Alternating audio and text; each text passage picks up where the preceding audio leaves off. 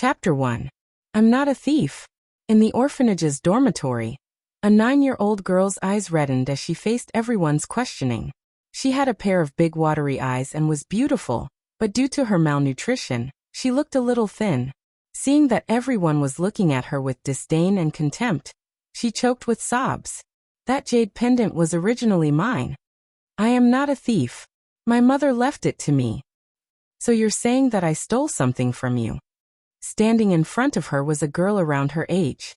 She tilted her head and glared at her coldly, then smiled innocently. Compared to her, this girl had a sweet appearance and an arrogant expression. She was like a high and mighty little princess who was doted on by everyone.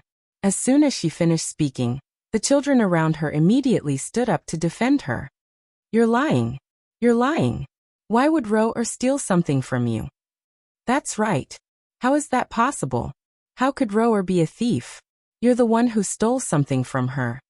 Faced with all the children's accusations and questions, the girl was unable to defend herself. She felt extremely wronged, so she rubbed her eyes and cried. That's really my jade pendant. Sob sob, give it back to me. Rower glanced at her proudly, then turned to everyone and said, Everyone look at it clearly. Xiao sure is a thief, so don't play with her anymore. Thief bad bad. A few of the children nodded. Yes, yes. We'll listen to Princess Ro. And ignore her from now on. She's a thief. She's a thief. Xiao sure is a bad child. She stole Rower's things, so shameful. The children laughed and dispersed, leaving the girl alone against the wall. She looked at their backs with tears in her eyes and secretly clenched her fists. Outside the director's office, there was a row of men in black suits. An old man who was over 50 years old sat on the sofa, with a serious expression. He looked very energetic, and his tang suit made him look noble. There was a sharp aura between his brows. Even though he was old and his face was slightly aged, his handsome facial features were enough to make one imagine how handsome he was when he was young. The director found a stack of documents and slowly flipped it open in front of him. He respectfully handed it over. Mr. Mu. These are the children who were admitted last year. All the children's information is here. Please take a look. The old man flipped through a few pages and frowned slightly after a few glances. The assistant beside him glanced at his expression and looked up at the director with a smile. That child is about 8 or 9 years old. May I ask, among the children who were admitted last year, how many of them fit this age? The dean recalled for a moment and hurriedly said, Please wait a moment. The old man lowered his eyes and glanced around, but his gaze was fixed on a family portrait. He suddenly stretched out his hand and pointed at it. Let me see this girl. The dean was stunned for a moment before nodding. All right, I'll arrange for her to meet you right away. She made a call, and not long after, a teacher walked in with a girl. Ro obediently stood in front of the old man. With her hands behind her back and her chest puffed out, she said with a smile, Grandpa. Hello. My name is Ro. The old man stared at her expressionlessly. His gaze carefully sized up every inch of her face. His eyes slowly narrowed, and his gaze was deep and gloomy. Ro furrowed her brows curiously. She felt that this grandpa looked very fierce. She seemed to be frightened by his meticulous expression, and couldn't help but take 2 steps back. However, the old man rushed over and waved at her. Come, let Grandpa take a good look at you. Okay. Ro hesitantly took 2 steps forward. The old man gently held her shoulders and looked at her carefully. Even though the age matched, he felt that no matter whether it was the eyebrows or facial features, they didn't look alike. His gaze slowly moved down and landed on the jade pendant between her collarbones. The old man touched the jade pendant and asked in a deep voice, This jade pendant? Ro was stunned. She smiled sweetly and said, This jade pendant was given to me by my mother. The old man's gaze froze. Seeing this, the assistant hurriedly took out another jade pendant from his briefcase and handed it over. The 2 jade pendants were put together and fit tightly. The old man's hand trembled slightly. Seeing this, the assistant understood. He walked over and whispered a few words to the dean. Then he took out a huge check from his briefcase and handed it to the dean. The dean received it with a smile. A row of luxurious black cars was parked at the entrance of the Welfare Institute. The girl looked lonely as she held onto the black iron bars. Her eyes were listless as she watched Ro or follow a group of men in suits and get into a stretch Bentley. The moment the car door closed, Ro or looked in her direction coldly. Inadvertently, their gazes met in the air. Rower smiled slyly. The car window slowly rolled up and the car sped away. Chapter 2. In the corner of the corridor of the hospital, the accompanying secretary was holding a mobile phone and a report in his hand. Yin Shirsher, 18 years old, student. Her father's company was not good at running and went bankrupt. Everything has been verified. The examination shows that she is very healthy and will not cause any trouble for the child's custody. However, this girl's body did not meet the conditions for artificial insemination, so it could only be done in another way. Yin Shirsher sat motionless on the bench and looked at the scenery outside the window. Her face was strangely calm, but the depths of her watery eyes were gray. Although she was very young and her delicate facial features were even younger than her actual age, there was a faint vicissitude on her young face that did not match her age. She was 1 in a million to be chosen. With her beautiful appearance, the employer's remuneration was also very generous. 5 million yuan was an astronomical figure for her. 3 days ago, she secretly signed the contract behind her father's back and was inexplicably brought here. Every day, she was locked in this room and was not allowed to talk to the outside world, let alone go out, like a patient who was quarantined. She knew that in order to prepare for pregnancy, she had to ensure that her body was healthy. This way, her body could better cooperate with the pregnancy. The 3 meals a day were very exquisite. Ham, bacon, bread, and beef were almost luxurious to the extreme. She knew that these were all meals that were beneficial for people who were preparing for pregnancy. Although they were all things that she did not like to eat, she could only endure the discomfort and swallow with difficulty. Yin Shirsher did not dare to disobey any orders, because obedience was one of the conditions in the contract. Until today, she followed the employer's secretary to this private institution to be checked. This employer was very mysterious. She had not even seen his face. She only knew that a contract was signed with a remuneration of 5 million yuan. 5 million yuan should be enough to help her father through the crisis. Regarding this matter, she did not dare to mention it to her father. When she left, she only left a note and left without saying goodbye. With a long surrogate pregnancy, she was afraid that she would not be able to return home for a period of time. Therefore, she did not have to worry about how to face her father for the time being. According to the requirements of the contract, she had to be observed at all times until she was pregnant. With this as a condition, 1 million would be transferred to her father's account in advance before tomorrow.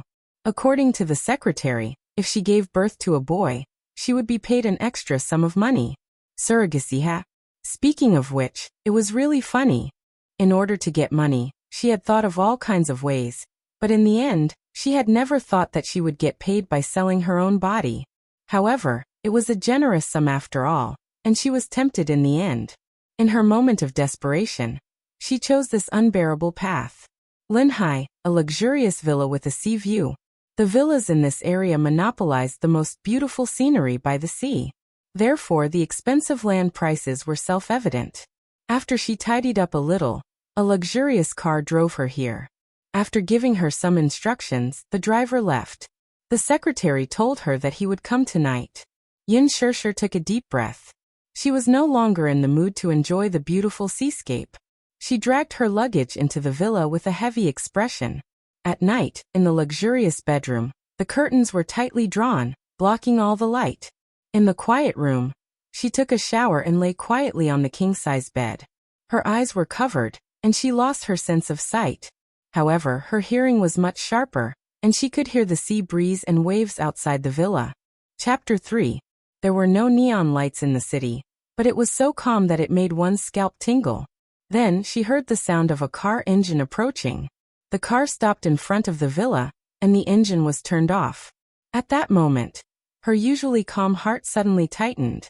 She felt an unprecedented nervousness and panic, until she heard the sound of footsteps coming up the stairs, getting closer and closer.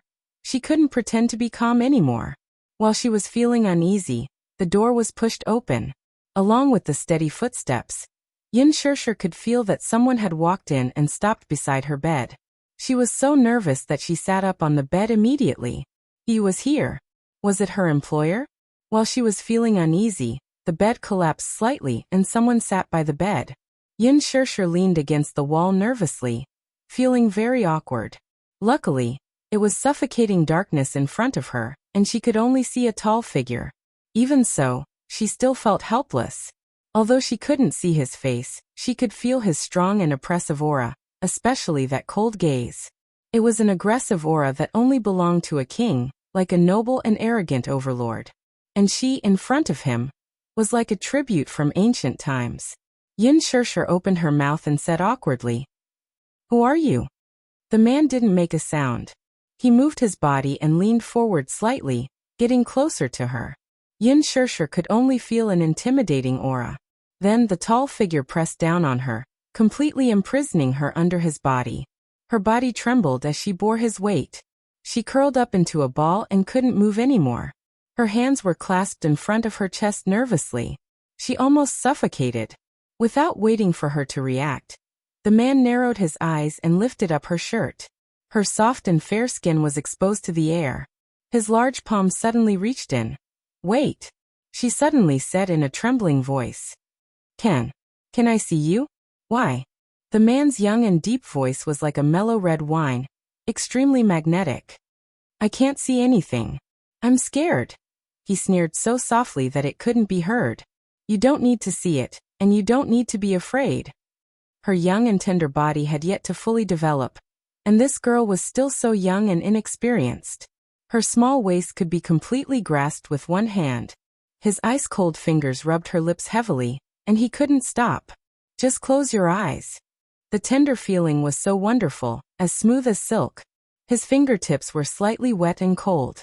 When they touched her warm skin, she couldn't help but shiver. The darkness before her eyes intensified the uneasiness in her heart.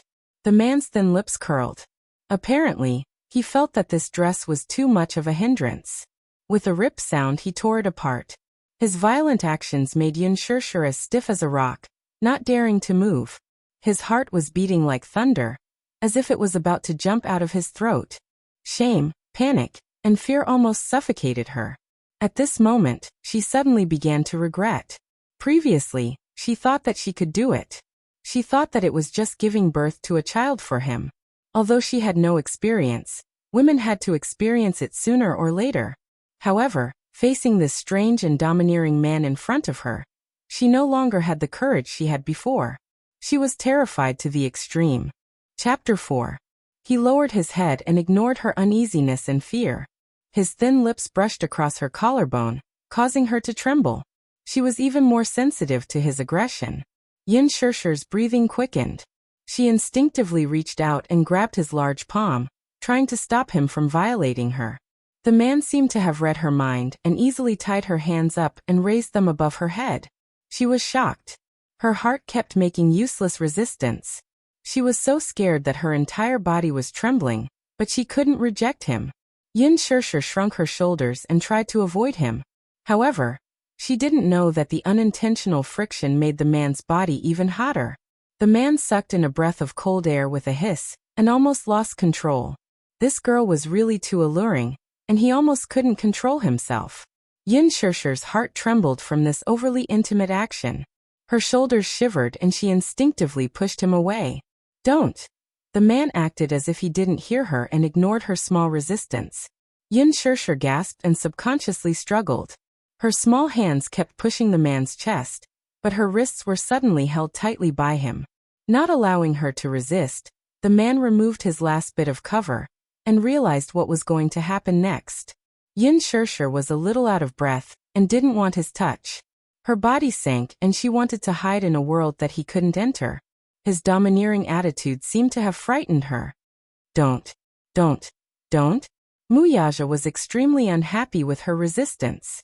He slowly looked up and pinched her chin. Looking down, he used the hazy moonlight to look at her shy and helpless little face and asked coldly, "Why? You don't want to?" Yin Shirshir was stunned and pursed her lips. The man narrowed his eyes and his fingertips cruelly twisted her lips. "Woman, do do you know what you're supposed to do here? Her face suddenly froze and her body kept trembling. She didn't know if it was because of the pain, or because she was afraid of his coldness.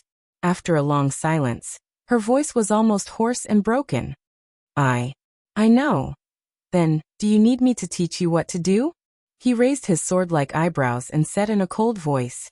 Yin Shirshir bit her lips hard. Her eyes turned sour, and she felt a line of moisture flowing into her mouth. Her mouth was full of bitterness. She knew that this was just a routine. There was no emotional connection between them. This relationship was only built on the level of a contract. There was nothing else mixed in. However, this humiliation was something that she could not bear no matter what. Wuxia coldly curled his lips. He did not intend to give her any time to adapt. He grabbed her hands and raised them above her head. The corners of his mouth curled up almost cruelly. Open your mouth. The expression on Yin Shirshir's face became numb little by little. She then closed her eyes in despair, hugged his shoulders with difficulty, and buried her face in his neck. At that moment, she knew that she had stepped into the abyss of sin. The man was satisfied with her submission and suddenly sank into. The feeling of breaking through that barrier was so clear. Yin Shirshir gritted her teeth and endured it. Her voice was as hoarse as a hiss. She gasped. Amidst the excruciating pain, her body tensed up and stiffened like a rock. She couldn't move anymore. An excruciating pain that she had never felt before seemed to be tearing her apart. At that moment, her vision turned black and she almost fainted from the pain. Chapter 5. He had no time to care about her pain, and wanted her unscrupulously. To him, this was just a matter of love. No man liked to waste time on this, let alone with a woman who had no feelings for him. Protective feelings for the fairer sex? He was her employer and had given her a considerable amount of remuneration. She deserved to bear this pain. That sudden pain, coupled with the grievance and bitterness she felt, caused tears to flow out of her eyes.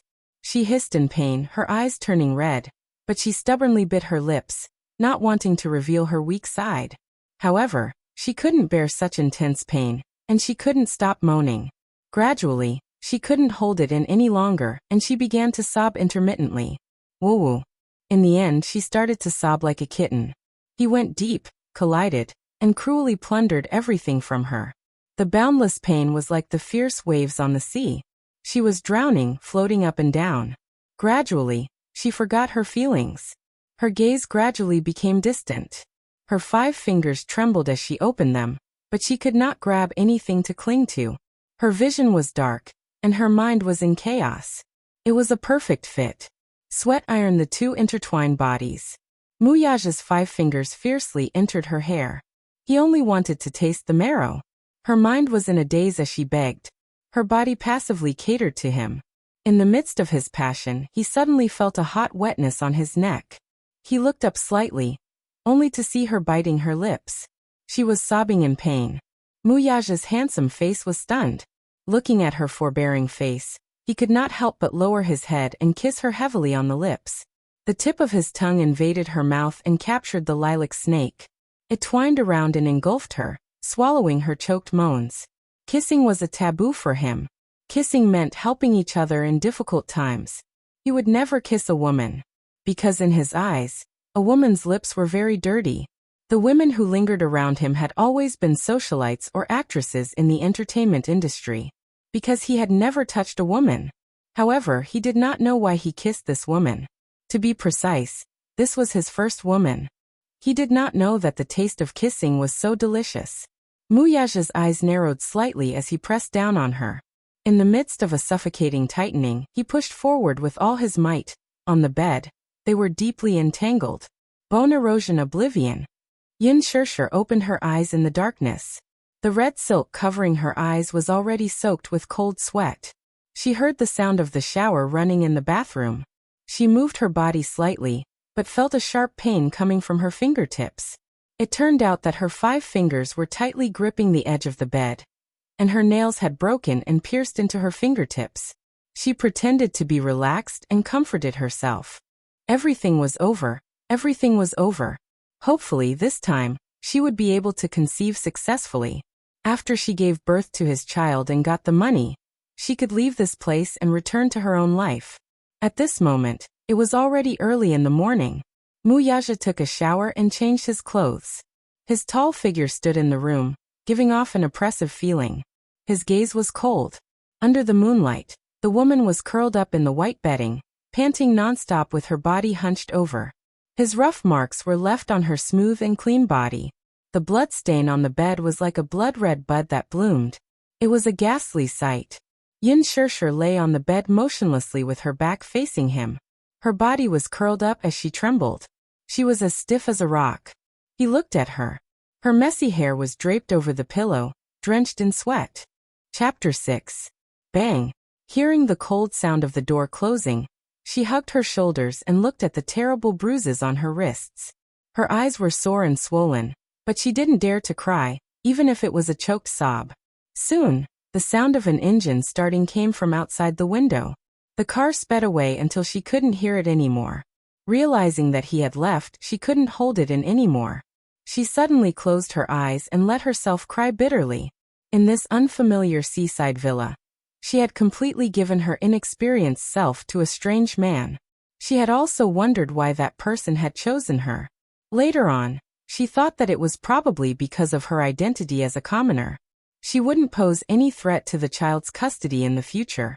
She didn't know if this was the right thing to do, nor did she know how long it would be difficult to hide this from her father.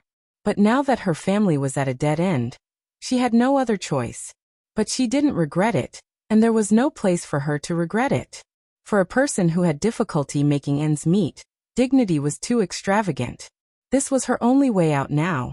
Moreover, as the family's adopted daughter, her father had been very good to her these past few years and treated her like his own.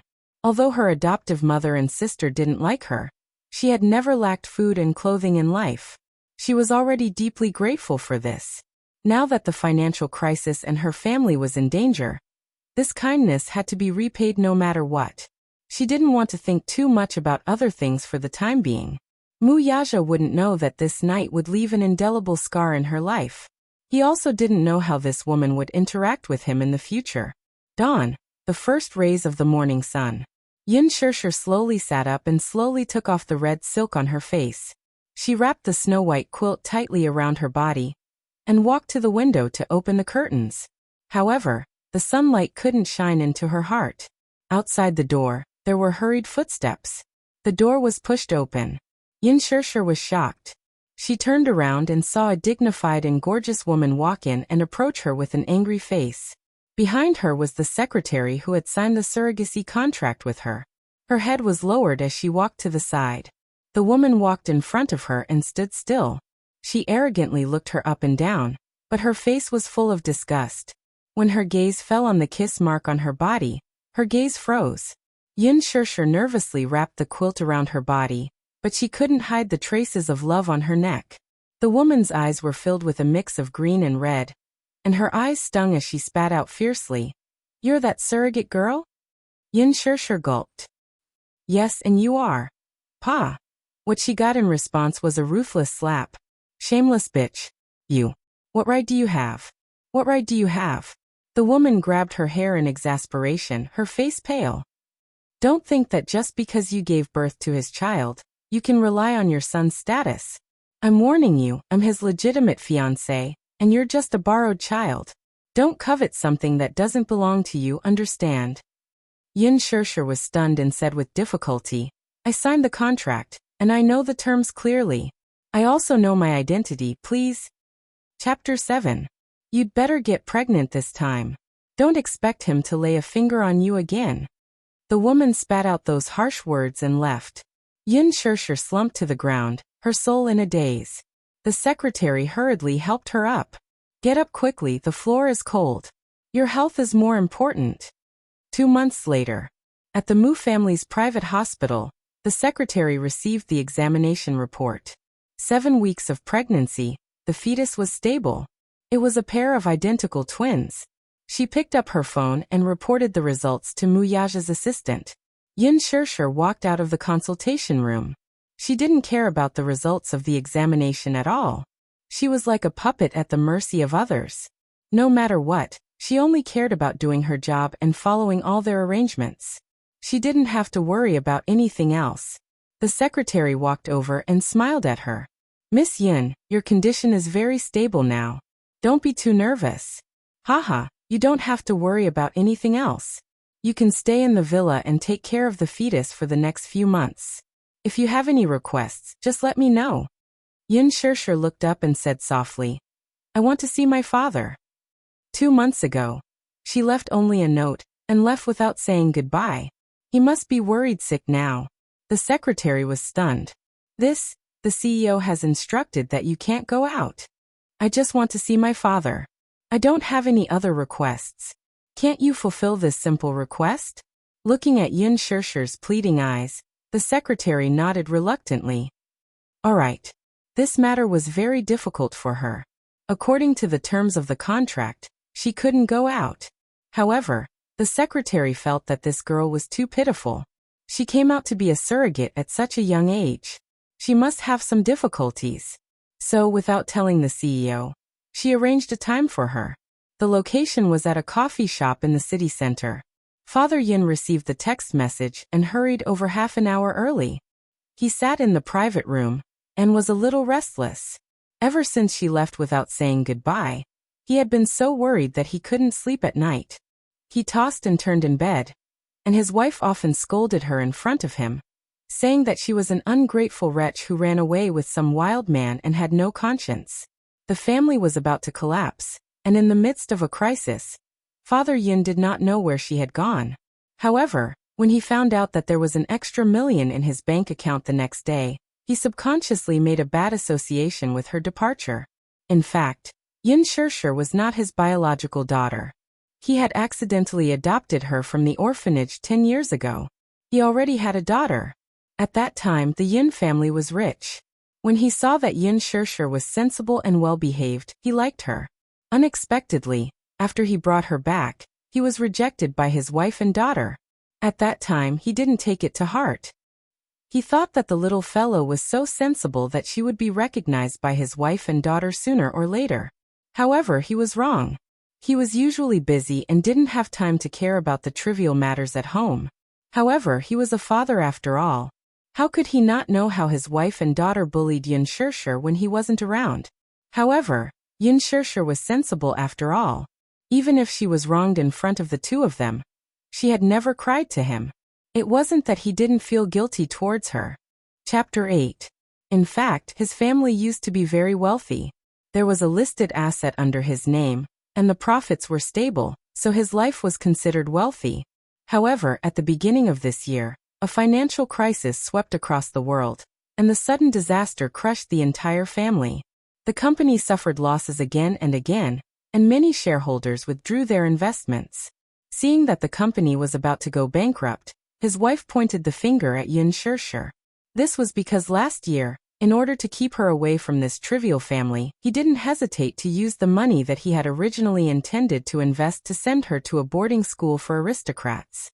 His wife believed that if it weren't for that incident, the company wouldn't have encountered this crisis, and the Yin family wouldn't have fallen into such a situation. Because of this, there were often arguments in the family.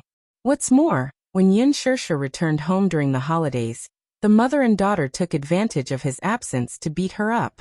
Father Yin was so angry that he almost had a heart attack. Just as he was burning with anxiety, he saw the door open. The secretary opened the door, and Yin Shishir slowly walked in. When she saw Father Yin, her eyes moved slightly and became misty, but she immediately calmed down. Father Yin suddenly stood up, but glanced at the secretary with some suspicion in his eyes. The secretary sensibly left the room and closed the door for them. Shishir. Father Yin walked over anxiously, held her shoulders, and looked at her. Where have you been for the past 2 months? Do you know how worried father has been these 2 months? Yin Shishir looked up guiltily. She hadn't seen Father Yin for 2 months, but his hair was already gray, and his face looked more weary. Thinking about it, he had been worried for so many days. The company's cases were piled up into mountains, and he had been looking for her in his free time. He had exhausted himself on both sides. Father, don't worry about me.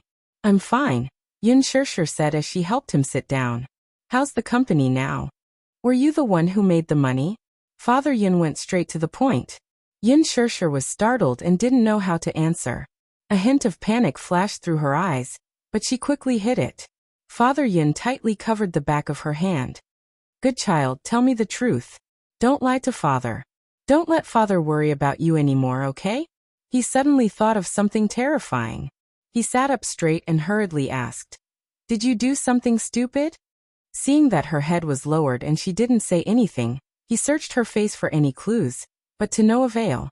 Suddenly, he pointed suspiciously at the door. Who was that woman just now? Yin Shirshir was silent for a long time. Her voice was as soft as a mosquito's. I'm a surrogate. The room suddenly fell into a dead silence. Father Yun's pupils contracted as he looked at her in disbelief. You? How could you? Dad. Before she could finish speaking, a slap was heard. Father Yin had suddenly slapped her face to the side. Yin Shirshir touched her burning cheeks in a daze. She heard him question her fiercely. Why did you degrade yourself like this? Surrogacy. Is that something you can do? She was still so young and in the prime of her life, yet she actually went to be a surrogate. Did she know that doing so would destroy her? Was he such a coward in her eyes as a father? Could he not even protect his daughter well? I won't touch a single cent of that money. I, Yin Yecheng, have yet to reach such a state. With that, he stood up angrily and left the private room in a huff. Chapter 9. 6 months later, Yin Shirshir, accompanied by her secretary, went through the procedures to resume her university studies. On the way there, she suddenly had a severe abdominal pain. After a few months of fear and unforeseen premature labor, she could not be sent to the Mu family's private hospital in time. The secretary hurriedly drove her to the city's maternity hospital and calmly went through the procedures. Yin Shirshir lay on the bed with a pale face. She looked up at the incandescent lights that kept flashing. Under the intense pain, she was drenched in cold sweat. After 8 months of pregnancy, she was finally free. The secretary sent her to the delivery room and kept encouraging her. Miss Yin, don't be afraid. Both you and your child will be safe. I'll wait for your good news outside the operating room. Thank you. Yin Shirshir was pushed into the delivery room with her eyes closed. The door was tightly shut. The hospital's director was familiar with Yin Yecheng, so when he learned that Yin Shirshir was about to give birth, he contacted him. When Yin Yecheng heard the news, he immediately rushed to the hospital and waited anxiously outside the delivery room. For hours later, a loud baby cry was heard from the delivery room. It's a healthy boy. The nurse carried the child into the incubator and sent him to the neonatal ward.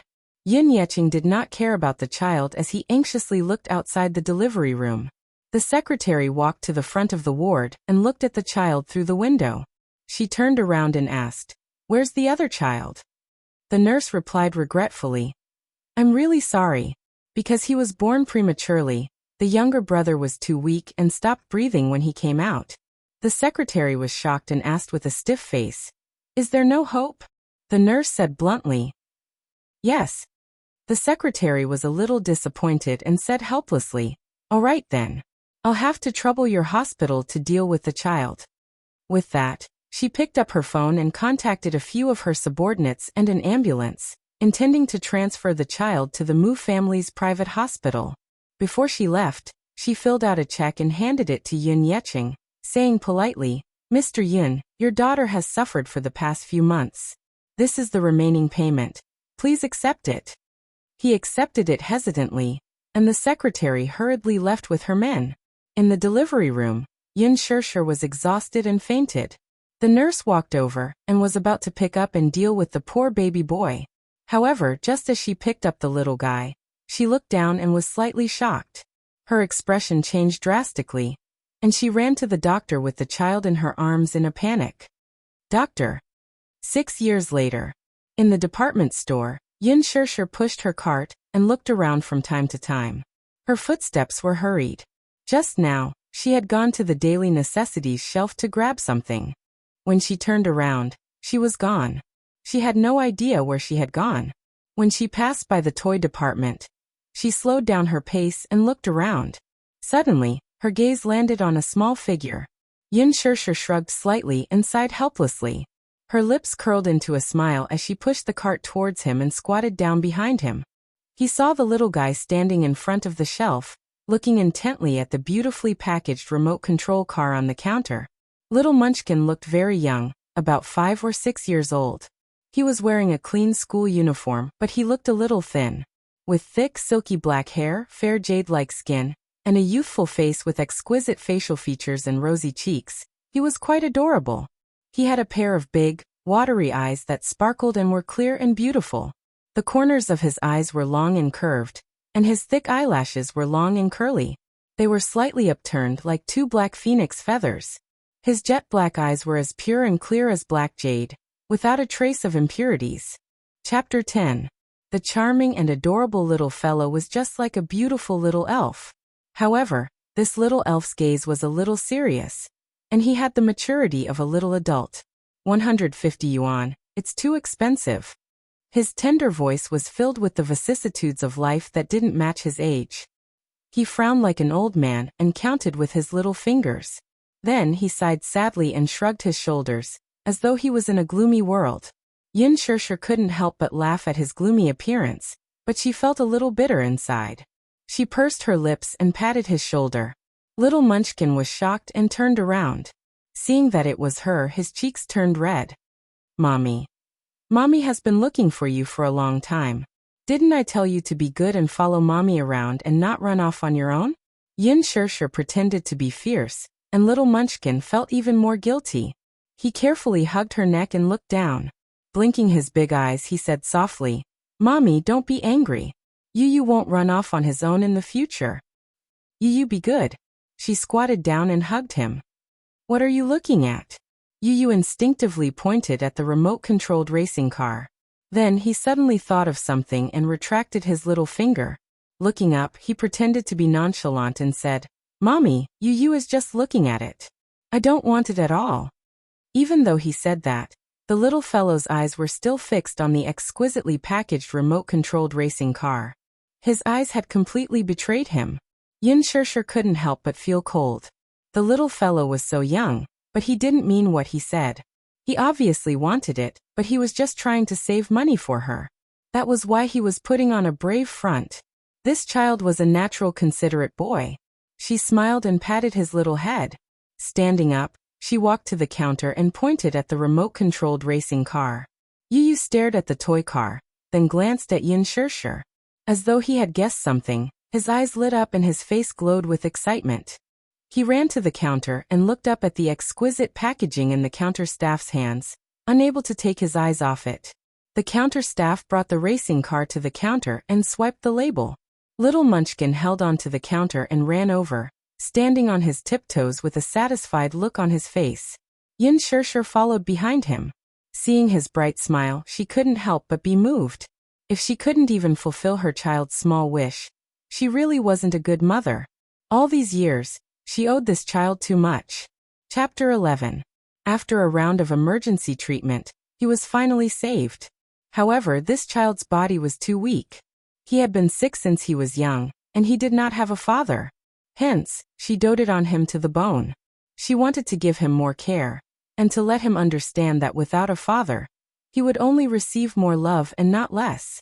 Hence she named him Yun Tianyu. While thanking the heavens for protecting him, she also hoped that he could grow up healthily.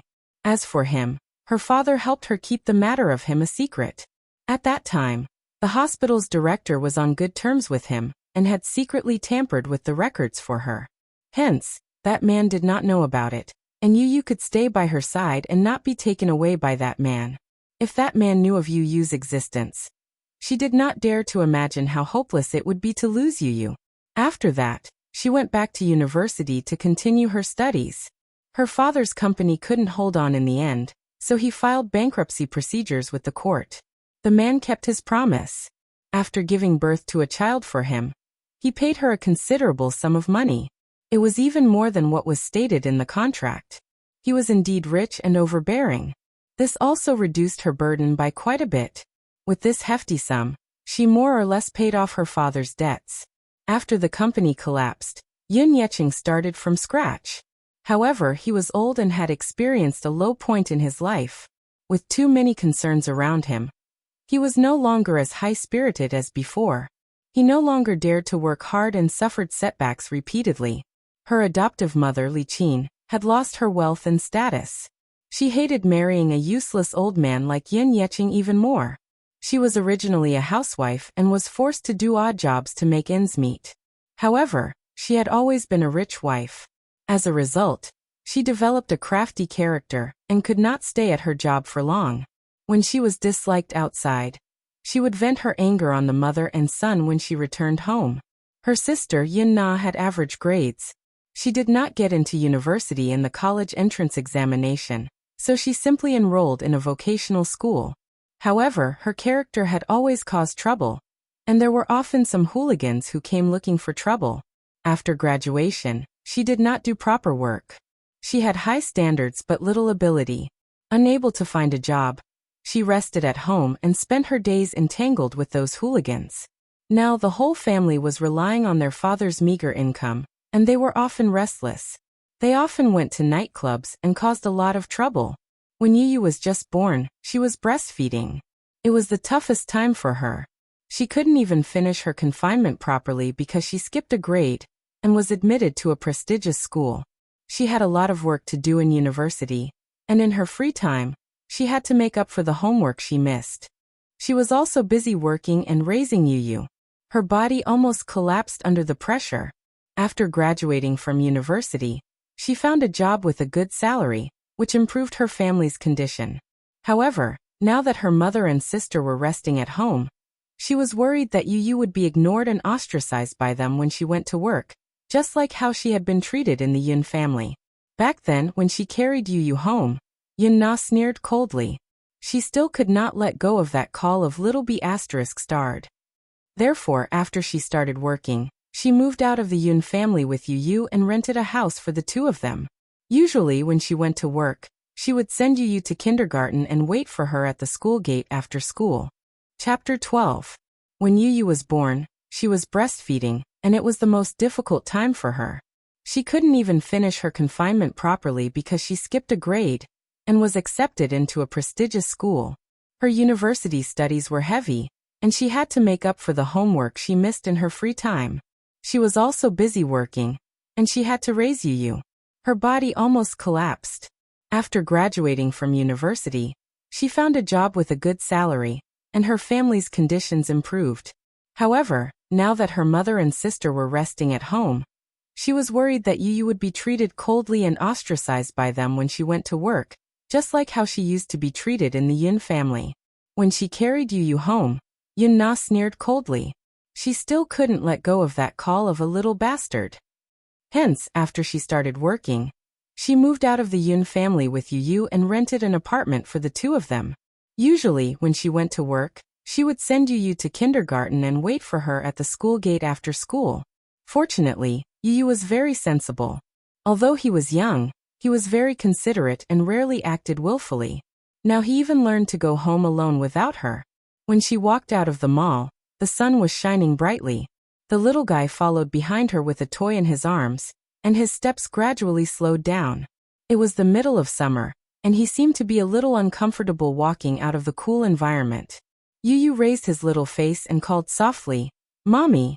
Yun Shishir turned around and saw his red face and tired eyebrows. She quickly took the toy for him and frowned worriedly. "What's wrong? Yu, are you feeling unwell?" Yu frowned and spread his arms at her. He said coquettishly, "Mommy, it's so hot. You can't walk anymore. Piggyback. Piggyback." Yun Shishir was stunned when she heard this. She couldn't help but smile and squat down. When Yu saw this, she was so happy that her eyes turned into crescents. She stuck out her tongue playfully and pounced on her shoulder. Yun Shishir supported him steadily and stood up. Yu hugged her shoulders in satisfaction. Her little face moved closer to her, and she asked in a childish voice, "Mommy, are you tired?" "I'm tired." "When Yu grows up, Yu will carry Mommy." Yun Shishir smiled. "Okay. Yu is really Mommy's considerate and warm little man." The little guy raised his palm-sized face and asked blankly, "Mommy, what's a little warm guy?" "That's right. He's a very heartwarming boy." "Oh." You will only warm mommy, not other people. Yu's pink lips curled up sweetly as he cupped her face and planted a big kiss on her lips. The mother and son laughed and bumped their heads together before they left, laughing. A Lincoln limousine was quietly parked by the side of the road. The car had a sleek, dark body. Through the window, there was a childish and cold, handsome face. The boy leaned lazily against the leather seat and rested his chin on one hand. He looked to be about 6 years old, and there was a maturity and coldness on his face that didn't match his age. Through the window, he looked expressionlessly at Yun Shir and Yu teasing each other. Under the fine fringe of his forehead, there was a slight ripple in his cold eyes as they focused. The figures of the couple gradually disappeared into the distance. He didn't know why, but as he looked at the backs of the mother and son, a strange feeling arose in his heart. It was indescribable and inexplicable. Chapter 13. He narrowed his eyes slightly. When he could no longer see the couple, he suddenly lowered his eyes to hide the loneliness that flashed through his eyes. His gaze turned to the notebook on his lap. Looking at the half-completed homework, he turned off his phone in annoyance. A middle-aged man dressed in a suit respectfully opened the back door of the car and handed over the dessert he had bought. "Young master, here's the dessert you wanted." The housekeeper carefully unwrapped the cake and handed it over with a fork. The boy took it indifferently. However, looking at the delicious dessert, his mind vaguely recalled the boy's charming smile when he hugged the toy. He suddenly lost his appetite. "I'm not eating anymore." He pushed the dessert aside and said coldly, "Let's go." Uncle Chiao looked at him in a daze, then threw the cake into the glove box by the street and got into the car. The car sped away. At night, Mu Group CEO's office. What entered his eyes was the elegant and luxurious decor. It was stylish and elegant, and it was luxurious to the extreme. The man stood facing the window. His muscular figure was tall and slender. He was 189 meters tall and had an imposing aura. He looked at the bustling night view of the city expressionlessly. His brows were slightly furrowed and his eyes were deep. Mu Wanru slowly opened the door of the CEO's office and saw the figure standing quietly in front of the floor-to-ceiling window. She could not help but smile gently. This man held the highest power in the Mu Group. He was the young master of the Mu Group and the CEO of the Mu Empire. He was also the young master of the Mu family, Mu Yaja. At the same time, he was also her fiancé. Although they had not held their wedding ceremony yet, she was already the young madam of the Mu family. In the future, their wedding would definitely be grand and luxurious. However, such a man was undoubtedly an influential figure among the aristocrats. Many young ladies from prestigious families flocked to him like a flock of ducks. The moment she thought of the scandalous scandal between Mu Yaja and a certain diva in today's newspaper, Mu Wanru's heart went crazy with jealousy. In the eyes of outsiders, she was the future young madam of the Mu Group, who knew that she and Mu Yaja were husband and wife in name, but not in reality. This man was extremely cold to her. This made her extremely embarrassed. Mu Wanru gently placed her handbag on the sofa and quietly walked to his back. Her arms gently wrapped around his strong body and her face slowly pressed against his broad and powerful back. Mu Yaja's eyes regained their focus. He calmly turned his face to the side. Under the cold light, his facial features were so exquisite that they looked like the work of the gods. Handsome eyebrows, arrogant jaw, sharp edges and corners, especially those deep and enchanting red phoenix eyes, obsidian-like pupils, breathtaking. This was a handsome and mature man. His handsomeness was not just on the surface. Although his cold face looked very young, his bones exuded the aura of an emperor, arrogant and sharp, completely natural. His every movement was imposing, and he was like an ancient overlord who could dominate everything with a wave of his hand. With this kind of boldness, one could tell at a glance that he was a cold-blooded man who had been through a lot. "Grandpa asked me to ask you, are you going back to the Mu family tomorrow night?"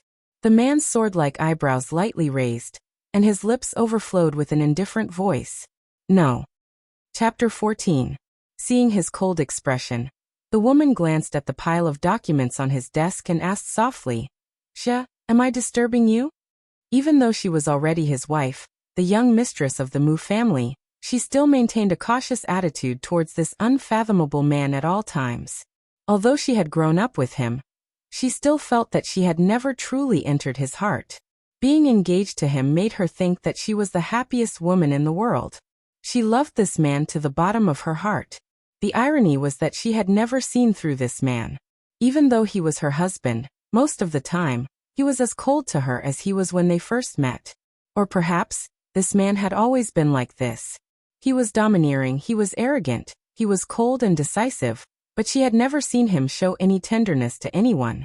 Except for Yichen. Only in front of Yichen would he restrain his usual sharp and cold aura. Mu Yaja's thin lips curled up slightly, and his cold voice had a hint of gentleness. No. Mu Wanru smiled faintly. She was overjoyed by his small indulgence, and her eyes revealed deep love. She slowly walked to his front, and stretched out her arms enchantingly. She intimately hooked her arms around his shoulders, and her sexy body intimately pressed against his chest. She lowered her eyes and slowly inched closer to his handsome face, kissing his sexy thin lips. Mu Yaja's phoenix eyes were cold. He turned his face away, and her kiss landed on his chin. Mu Wanru's face stiffened. She frowned and looked up, only to see the man's cold gaze. The corner of her mouth could not help but curl up bitterly. She secretly mocked herself in her heart. Yes, how could she forget? Even though they were husband and wife, his lips had always been a forbidden area. No one could touch them. When he was with her, it was like playing a game. It was just a routine, and there was no exception for any other woman. Mu Wanru was very angry. She held Qin Yi's face with both hands aggrievedly, and her eyes became misty. "Ja, do you love me? Answer me seriously. Do you really love me? Or are you just following your grandfather's wishes and treating our marriage as an order?" Even though she had endured it repeatedly, when she saw the scandal between him and another woman in the magazine today, she was still upset and angry. She could not bear to let other women taint the man who had always been like a god in her heart. Mu Yaja's deep face did not have any fluctuation of emotions, and it was as cold as ice. For some reason, the face in front of him was clearly Mu Wanru, but his thoughts were all on the 100 billion development project. Mu Wanru was unwilling to give up and kissed him again. However, he turned his face away without a trace and avoided her, keeping her at a distance of 1,000 miles. Wanru, stop fooling around. Mu Wanru's smile was bitter, and her heart was a little desolate. She had known that he would avoid her, and that was why he had never kissed her, or any other woman. Beijing's young master Mu. Although there were many women flocking to him, in the end, none of them were special. Even for her, she was his legitimate fiancée, and also his closest woman. However, there was no exception. Does he really love me? Or does he only treat me as a lonely solace? Or is it not even a solace? He is not even willing to play along? Chapter 15. She had suspected more than once that if it wasn't for the engagement set by her grandfather, if it wasn't for this marriage based on her grandfather's expectations, this man probably wouldn't even look at her, right? If he loved her, why would he not let her kiss him? He had not even said, "I love you" to her even once. But she loved him. She tolerated, gave in, and tolerated him in an extremely humble manner. He had a noble status and was proud and arrogant. He was the crown prince of the Mu group. Even though she was deeply loved by Grandpa Mu, she was still out of his league. Therefore, she comforted herself more than once that she was the fiancée of the Mu family. She was the future young mistress of the Mu family.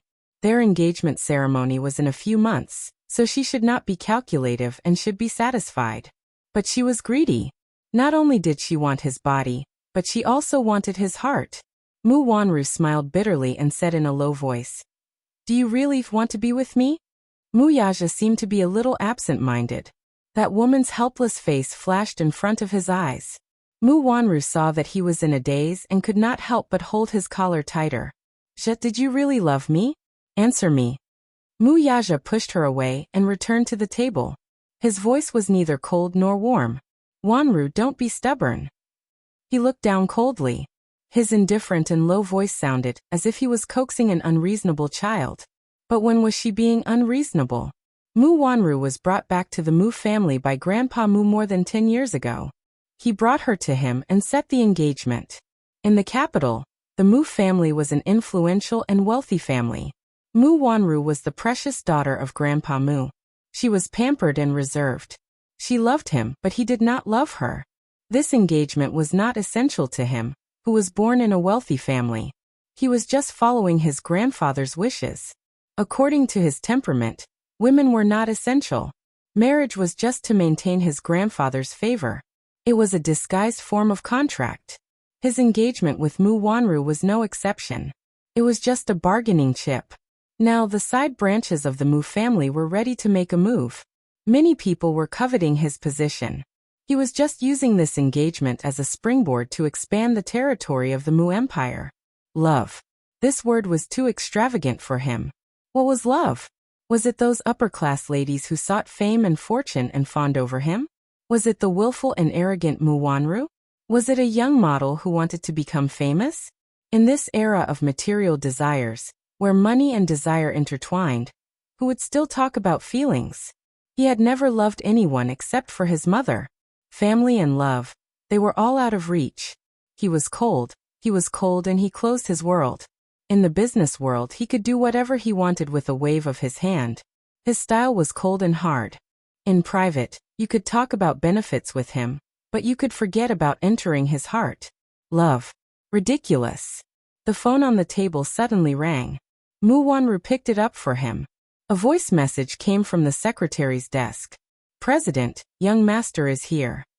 There were footsteps outside the door. Then, the office door was pushed open and a small head popped in. Daddy. The little boy saw that Mu Yaja was not busy, so he walked in. When he realized that Mu Wanru was also there, his face suddenly became unnatural. He called faintly, Mommy. Chapter 16. The little boy was also very sensitive. Other than Mu Yaja, he seemed to be quite distant from everyone else. Usually he was just like his father. He always had a cold little face and was serious like a little adult. He didn't look like a child his age at all, and was extremely mature. When he was 3 or 4 years old, Mu Yaja spent more time with him. He was just like a little devil who loved to play pranks and often teased the maids in the Mu residence. He was the epitome of a hedonistic little ancestor. However, in the past 2 years, Mu Yaja had been very busy with the matters of the Mu group. Without his father by his side, the little boy gradually became quiet and didn't like to talk much. Sometimes, when Mu Wanru looked at this little face, she couldn't help but think of the young Mu Yaja. He was also this cold and indifferent, and no one could get close to him. However, it was only in front of Mu Yaja. After all, he was still a child. He would more or less reveal a child's unique nature. It was rare for him to act coquettishly, and occasionally do a few bad things in an attempt to attract more attention. Mu Yaja also doted on him and indulged him. Therefore, in front of him, Xiao Yichen had always been lawless. Mu Wanru returned to her senses and smiled as she waved at him. Yichen, come here. Xiao Yichen looked at her. After taking a few steps, he suddenly stopped and looked at his father with obvious reluctance. Mu Yaja turned around. When he saw the little boy, the cold expression on his face eased a little. He sat down on the sofa and gently patted his slender legs with his large palms. When Xiao Yichen saw this, his eyes turned into crescents as he ran over to his side. Mu Yaja's lips curled up as he carried the boy and placed him on his lap. Xiao Yichen had the same facial features as him, but his eyes were handsome and gentle, unlike his coldness. Just like that timid girl 6 years ago. The man frowned slightly. Many nights, that beautiful and refined face would appear in his mind. Beneath him, that face that was sometimes shy, sometimes hesitant, and sometimes sullen. That girl was a stunner. He didn't even have time to savor her before she disappeared from his world. 6 years ago, Xiao Yichen was born very weak due to premature labor. When he found out that the other child was not saved, he felt somewhat regretful. He had always thought that his heart was as stiff as ice. It was only because Grandpa Mu loved children that he fulfilled his long-cherished wish, and got a young girl as a surrogate mother. However, he didn't expect only to save one child. He had always felt regretful and guilty. Hence, he doted on little Yichen very much. Under his doting, little Yichen grew up healthfully, though he was not close to Mu Wanru. The child was innocent by nature, but he was full of intelligence. Mu Wanru also doted on Xiao Yichen when they were at the Mu residence. She even treated him as her own. However, when she was alone with Mu Yichen, She couldn't hide the jealousy and viciousness in her eyes when she looked at the child. She hated herself for not being able to give birth. After all, this child wasn't her biological child. How much could she care about him? Xiao Yichen had been distant from her since they were young. Daddy, I want to play remote control car racing. Remote control car racing? Muyaja frowned. You were tired of it in the past. Why do you want to play now? I just want to play. Xiao Yichen pouted. Chapter 17. A rare tenderness appeared in his eyes. Okay, Daddy will buy it for you. Not only will Daddy buy it for me, but you'll also play with me. Xiao Yichen snuggled into his embrace, greedily enjoying the moment of warmth between father and son. Mu Wanru stood quietly at the side, feeling a little dazed. She did not know why, but she suddenly had the misconception that no matter what, she could not interfere in this father-son pair's world. On Friday night, Yin Shishir brought Yu back to the Yin family. Initially, Yin Yeqing was very reluctant to let her and Yu move out of this house, but knowing her situation and difficulties, he asked her to return once a week to have dinner with him. Even though Yin Shishir was a little wary, there was nothing she could do. After all, she owed her father a lot. If he had not brought her out of the orphanage, who knew what kind of situation she would be in? Yin Shishir carried the groceries she had bought and walked at the back. Yu skipped up the stairs and saw Yin Yeqing waiting for him at the corridor. After the company went bankrupt, they sold their previous villa and moved to an apartment building far from the city center. There was no elevator on the 8th floor. Upon seeing his grandfather, Yu happily ran over and threw himself into his arms.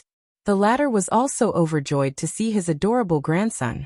Even though he was tired from the day's work and his body was a little weak, he still lifted him up high and hugged him in his arms. Grandpa. Yu was all smiles. His watery eyes blinked mischievously as he hugged his neck and called out sweetly. Yu is so obedient. Her father leaned over and kissed his rosy cheeks. Yu, have you been obedient to mommy recently? Yes. Yu is very obedient. Yu's handsome face revealed a sweet smile. Yin Shishir carried her things upstairs. After entering the door, she went into the kitchen and began to prepare dinner. Li Qin was still sleeping while Yin Na had gone out with her friends, and would only be back before dinner. Yin Yeqing sat on the sofa with Yu in his arms. Yu gestured excitedly at him. Grandpa, let me tell you, Mommy bought me a remote-controlled racing car when I went to the mall with her today. I wanted to bring it to Grandpa to play with. As she spoke, she suddenly lowered her head in embarrassment and fiddled with her tiny fingers. But Yu doesn't know how to play with it. I'm afraid I'll break it. So I didn't dare to open it. When Father Yin heard this, his expression changed slightly, and his large palm gently stroked Yin Che's forehead. Yu had always been very sensible. He would never ask for anything expensive. A toy that cost more than 100 yuan was already considered a luxury item in his eyes. Even so, he still wanted it. He could still remember the last time he was playing with his friends in the small garden. He saw a father and his son fiddling with a remote-controlled racing car. The father and son were driving the car to their heart's content on the grass.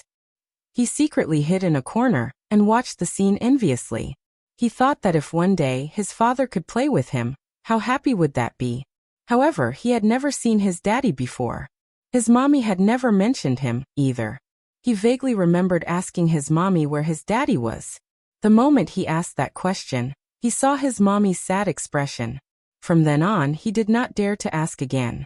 Chapter 18. Her father scratched the bridge of his nose and teased. Next time, Grandpa will help you assemble it for fun.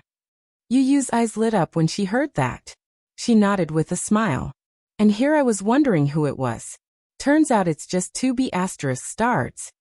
The harsh words suddenly destroyed the warm atmosphere. Yin Yeqing's expression changed as he raised his head with an ugly expression. He saw Li Qin in her pajamas appear at the entrance of the living room. She crossed her arms and coldly sized up Yu, who was in her embrace. He raged. What are you talking about? Yu is your grandson. Yu's shoulders shrunk at the sight of her, but she remembered Yin Shishir's warning not to talk back to Li Qin and Yin Na. She pursed her lips and looked up at her with a smile. Grandma. Li Qin cast him a sidelong glance and said harshly, Hey, don't. I don't deserve to acknowledge you as my grandson. Yin Yeqing was furious. What do you mean by that? What else can I mean? I mean it literally. It's your business if you want to acknowledge him, but I'm not. Who dares to acknowledge a B** starred who has a mother but no father? Li Qin glanced at her coldly and raised her voice.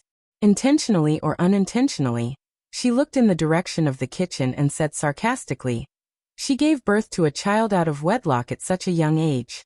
She became a single mother before she even graduated from university. She doesn't even know who the father of her child is. Who knows where this bastard came from? She has a father but no father to acknowledge her, right? Yin Shishi's face turned pale as she pursed her lips. Li Qin continued harshly. Besides, the company went bankrupt because of her. Our family hasn't had a good life these few years. Someone doesn't know what's good for her and doesn't know what's good for her. She insisted on bringing back a burden to the Yun family. She's so shameless. She can afford to lose face like this. But I can't. I don't think I can hide my face when I talk about this to others. In the kitchen, Yin Shishi heard the harsh words coming from the living room. Her hands paused for a moment, and her face turned pale. She turned around abruptly and said, "You, stop before you go too far. Li Qin, have you had enough? How could a person's mouth be so poisonous? If it wasn't for Shishi, the Yin family." Father Yin stopped abruptly and didn't continue. He had kept the source of the money Yin Shishi had given him a secret. After all, it would be bad for Yin Shishi's reputation if the news of her surrogacy got out. Therefore, Li Qin assumed that the debt was repaid from the Yin family's assets. What? Go on. So what if she's gone? Li Qin flew into a rage out of humiliation. Her eyes turned red as she felt wronged. She was so angry that she laughed. All right, you're going to bully your own family for two outsiders, aren't you? Why are you yelling at me? Yin Yeqing. Why did I do that? I'm doing this for the Yin family. When the company went bankrupt, I even borrowed a sum of money from my family. I'm too ashamed to return it now. Haha. Now you're yelling at me for two outsiders? Are you going to chase Nana and me out of the Yin family tomorrow because of them? Yin Yeqing was so angry that his face turned ashen. He could not help but raise his voice. Don't be unreasonable. What are you talking about? Li Qin shouted. How am I being unreasonable? Chapter 19. Li Qin lowered her head and coldly glanced at him. She felt that the young and tender face was an eyesore no matter how she looked at it. Her heart burned with anger. Narrowing her eyes, she raised her hand and slapped his face. Little bastard. You sure know how to pretend to be a good person. Who do you think you are? Get out of my way. It's all your fault. Yu Yu's face was slapped to the side. He slowly lowered his head and touched his cheek with his small hand. His fine fringe covered his eyes, so no one could see the expression on his face. All they could see was that his pink lips were tightly pursed. Yin Shishi heard the commotion and immediately rushed out of the kitchen. When she saw Yu Yu being slapped, she was furious. She ran over and hugged him sadly. Her eyes were cold and gloomy. Mr. Yin was even more furious when he saw this. He stood up and rushed to Li Qin. He raised his hand to slap her, but someone suddenly grabbed the corner of his shirt tightly. He was stunned and lowered his head. He saw Yu Yu raise his small face. Half of his face was already red and swollen, but he still put on an elegant smile. Grandpa, don't quarrel. Yu Yu learned something in school today. If the family lives in harmony, everything will prosper. Yin Yeqing's hand froze in midair.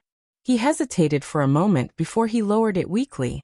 His eyes were filled with bitterness and complexity. Li Qin was obviously frightened by his anger, but she saw him turn around and pour Yu Yu a glass of water. This child was so sensible. He felt that having a wife like Li Qin was a misfortune for their family.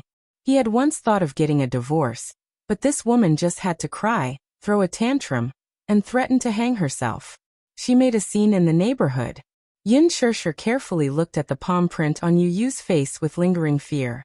She raised her head and looked deeply at Li Qin before she stood up and pulled Yu Yu to the kitchen. This dinner, as always, had a different flavor. When Yin Na returned, the atmosphere was even gloomier. Yin Na had never liked Yin Shishi since she was young. It was no wonder that she was treated like a little princess by Yin Yeqing and Li Qin, who doted on her since she was young. However, one day, another daughter barged into this harmonious family of 3 and snatched away more than half of her father's love. From then on, her father was no longer her father alone. If there was anything good, he would not only think of her in his heart. Anyone would more or less care about this. Yin Shirshir was perfect. She did well in her studies, and she was patient with her. Because she was too good, her father loved her even more. Therefore, Yin Na could not tolerate her existence in Yin Shirshir's eyes. That was why she hated her so much. At that time, Yin Na was in her rebellious phase, and she was jealous and ostracized Yin Shirshir, an outsider. Let alone Yu. She didn't even put him in her eyes. In her heart, Yu was a bastard child. She had a father, but no father recognized her. The dinner table was a little quiet. From time to time, Yu would put food in Yin Yeching's bowl. Yin Shirshir chatted at the side about interesting news in the company, and the atmosphere was somewhat relaxed. Even though Li Qin and Yin Na did not like Yu, they could not be too presumptuous with Yin Yeching around. After dinner, Yin Yeching received a call saying that he had to go out for something. He gave Yin Shirshir a few words and left in a hurry. Yin Shirshir did not want to stay any longer. She hurriedly cleared the dishes and planned to leave after washing them. Chapter 20. Yu obediently helped her clean up. His little hands struggled to lift the bowls and followed her into the kitchen to help wash the dishes. He was more or less afraid of Li Qin and Yin Na. So after Yin Yeching left, he stuck close to Yin Shirshir. In the living room, Yin Na glared hatefully at the mother-son pair in the kitchen and complained to her mother. Mom, why did you let this little B** start into our house? It's so unlucky to see him like this. I was in a good mood. Li Qin sat on the sofa with a sullen expression. Who knows? You'll have to ask your father. AB** TCH and AB** starred. Why did our family meet with these two scourges? Nana, don't let your father hear this. Otherwise, he'll help outsiders teach us a lesson again. You didn't see your father like that today. It was so scary. Yin Na turned pale with anger when she heard this. Dad actually helped them? Li Qin got angry when she said this. Isn't that so? Yin Na clenched her fists and snorted coldly. He's just AB** starred. Even his father doesn't want him. I wonder which man she fooled around with. Don't learn from a certain woman in the future. She gave birth to a child out of wedlock at such a young age. If word gets out, it's really embarrassing. Yin Shirshir lowered her head and washed the dishes. Her movements were stiff like a machine. Under the dim yellow light, her face was strangely tense. Those unpleasant words could be heard clearly even though they were separated by the door. She couldn't stand it. The mocking in the living room continued. Yin Shirshir straightened up abruptly, but a fair and tender hand suddenly pressed down on her arm. Yin Shirshir lowered her head in shock and saw Yu leaning on her side. He looked at her with a smile. His pair of lively eyes seemed to see through her complicated thoughts. Mommy, Yu will help you wash. Let's go home early. With that, he stood on his tiptoes and stretched his little hands into the sink with some difficulty. Yin Shirshir was stunned for a moment. She pursed her lips and endured the humiliation again. Many times, she couldn't help but want to explode, but she had to endure it. They could target her, but she could listen, endure and take it. After all, she knew that she owed the Yin family. If it weren't for Father Yin, she wouldn't have had such good living conditions. He was the one who gave her a home, even though this home didn't welcome her. However, no matter how much they ostracized her, their hearts were made of flesh. Yu had never done anything wrong to them. In the end, he was still an innocent child. He was so young, so he shouldn't have to experience the same darkness as her when she was young. If not for Yu's presence, she would have exploded on the spot. However, with Yu by her side, as a mother, she wanted to leave a beautiful childhood in Yu's heart. She would never step into the Yin family again. On the way back, Yu sat in her arms. Yin Shirshir buried her face in his shoulder weakly and held his hand tightly. For a moment, she felt a little regretful. Back then, she shouldn't have been so selfish to keep Yu by her side. Perhaps if she had stayed by that man's side and had a father and a mother, she wouldn't have suffered all these grievances. That family must be very rich. In that family, Yu's life must be very happy, right? But she couldn't bear to. After 6 years of relationship, blood was thicker than water. She couldn't bear to part with this cute and sensible child. Chapter 21. Yin Shirshir whispered in his ear, "I'm sorry, Yu." Yu opened his mouth, wanting to say something. He actually wanted to ask if his daddy really did not want him anymore. Did he really not like him, so he abandoned him without a care? Was he really like what the adults said? Born with a father but not acknowledged by a father? However, he swallowed the words that were at the tip of his tongue. Yu held Yin Shirshir's slender fingers and looked up at the night sky outside the window. He said softly, "Mommy, even if Yu's daddy doesn't want you, Yu still has Mommy. Yu loves Mommy. Mommy, don't be sad. It's Daddy's fault for making Mommy sad. Yu must protect Mommy when you grow up." Yin Shirshir looked up and followed his gaze. She let out a long sigh and hugged him tighter. Yu is such a good boy. The Mu residence. In the living room, Muichin was sitting on the sofa when he suddenly felt a strange throbbing pain in his heart. It was unbearable. He furrowed his brows slightly and placed his small hand on his chest. His palm touched it, and it was beating very quickly. His heart was in so much pain that he almost suffocated. The helper, who was tidying up his toys, hurriedly squatted in front of him when she saw him clutching his chest in pain. "Young master, what's wrong?" "My heart hurts." Muichin broke out in cold sweat. "It's like being pricked by a needle. It's unbearable. Is it still the same as before?" The helper was at a loss for words. The young master was always like this. He would often have sudden palpitations and chest pains, but he was sent to the hospital several times, and the cause of his illness was not found. Even the authoritative experts couldn't figure out what was going on for a while. Muichin curled up on the sofa and sucked in a breath of cold air. His eyes were cold. "What's wrong?" He slowly walked down the escalator with the help of his cane. The old man was dressed in a well-ironed tang suit. Although he was old, he still looked energetic. It was not difficult to tell that he was a romantic and elegant person when he was young. "Great-grandfather." Muichin looked at him and called out obediently. His position in the Mu family was unshakable. He was someone who had toyed with the rich and powerful all his life. Hence, just a look from him was enough to make others revere him. Therefore, even a rich playboy like Muichin was afraid of Grandpa Mu. Mu Sheng, on the other hand, doted on the little guy to the bone. Mu Yaja was his most beloved grandson, and Muichin had Mu Yaja's blood flowing in his veins. Therefore, he naturally doted on him. Seeing that his most beloved great-grandson had relapsed, the old man's face changed. He hurriedly asked, "Are you feeling unwell again? Is your heart hurting again?" Grandpa Mu's expression was full of concern, but Muichin evaded him subtly. It was obvious that he was very afraid of him. He was afraid of his grandfather's stern face, and did not like to be close to him. "It's nothing." "Nonsense. Look at you. You're breaking out in cold sweat." The old man's heart ached.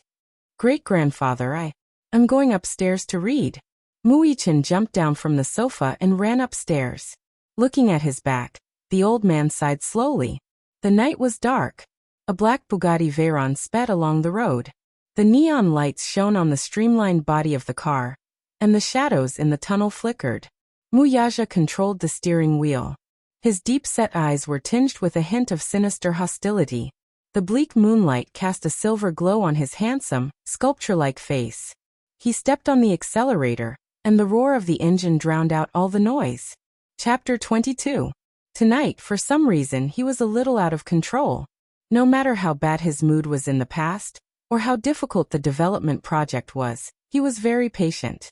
However, today he was inexplicably annoyed and even tired. His phone rang. Muyaja picked up the phone. Muichin's voice came from the other end. "Daddy." "Yes? What's wrong?" "Daddy, my heart hurts again. Yesterday, I had a dream. I dreamed of Mommy." The sports car came to an abrupt stop. The car window rolled down, revealing Muyaja's gloomy face. "Yes, Mommy?" "Muwanru? Not this Mommy. I dreamed that a beautiful woman gently called a name, but it wasn't my name." "Oh, I can't explain it clearly. Anyway, when I dreamed of her, I felt so at ease and warm, just like..." Mu Yichen's childish voice paused for a moment, and he complained. But I don't like this mommy. She's not gentle at all. Yichen doesn't like her. Daddy, I don't want this mommy. I want the mommy in my dream. The little guy cried and threw a tantrum, acting willfully. Mu Yaja's face darkened, but his voice was unexpectedly gentle. Be good, Yichen. Don't throw a tantrum, okay? Daddy will come back to accompany you right away. Okay. Daddy, I'll wait for you. After the call ended, Mu Yaja's smile gradually faded. Could humans really have telepathy? The doctor said that Xiao Yichen was a twin, so there was often telepathy between twins. However, that girl gave birth to 2 boys for him, and one of them was not breathing at birth. After that, he sent people to the hospital to find the doctor and nurse who performed the operation to ask for the whereabouts of the child's body. He wanted to bury the child properly, but everyone claimed that it had already been taken care of. At that time, he deeply regretted it. However, ever since Xiao Yichen could remember, he kept mentioning to him that he dreamed of having a younger brother. The younger brother had delicate features and looked very much like him. It was as if they were standing in front of a mirror. He had always thought that it was nonsense. Until one day, Xiao Yichen had a high fever. The family doctor put him on an 4-drip. While he was unconscious, he kept calling out, "Mommy, Mommy." He was helpless and attached to her, but he was never as cold as he was to Mu Wanru. Although Xiao Yichen usually called Mu Wanru Mommy, they weren't close. When he woke up, he started crying. Mu Wanru wanted to hug him, but he cried and refused. He kept crying. Yichen has a younger brother. He's sick. Yichen's heart aches so much. However, he had failed to save that child back then, so where did his younger brother come from? No one believed his words. They only treated him as a child. Children's words carried no harm. In the end, Xiao Yichen did not mention it again. However, he was becoming more and more distant from Mu Wanru. The next day was a peaceful working day. However, in the afternoon, an unexpected accident caused Yin Shishir to lose her job. After the lunch break, Yin Shishir was about to hand the business proposal to the department head. Just as she left, a few gangsters dressed like hooligans openly injured the security guards at the company's entrance. They barged into her department, overturned a row of tables, and shouted her name. Chapter 23. When Yin Shishir returned from the minister's office, she was also frightened by the situation in front of her. However, she quickly calmed down. When these arrogant and despotic young men saw her, and found out that she was Yin Shishir, they went up to her and dragged her out of the company by the arm. One of them, who looked like the boss, mercilessly raised his hand and slapped her. He looked very angry and shouted at her aggressively, "You're that B***TCH's sister?" Yin Shishir was startled. She held her stinging cheeks as she sized them up. Belatedly, she realized who the B***TCH they were referring to was. "Hey, do you know how much money your sister owes us?" The man chewed his gum and looked at her up and down. Yin Shishir lowered her eyes and pursed her lips tightly. She did not make a sound, but she quickly understood the ins and outs of the matter.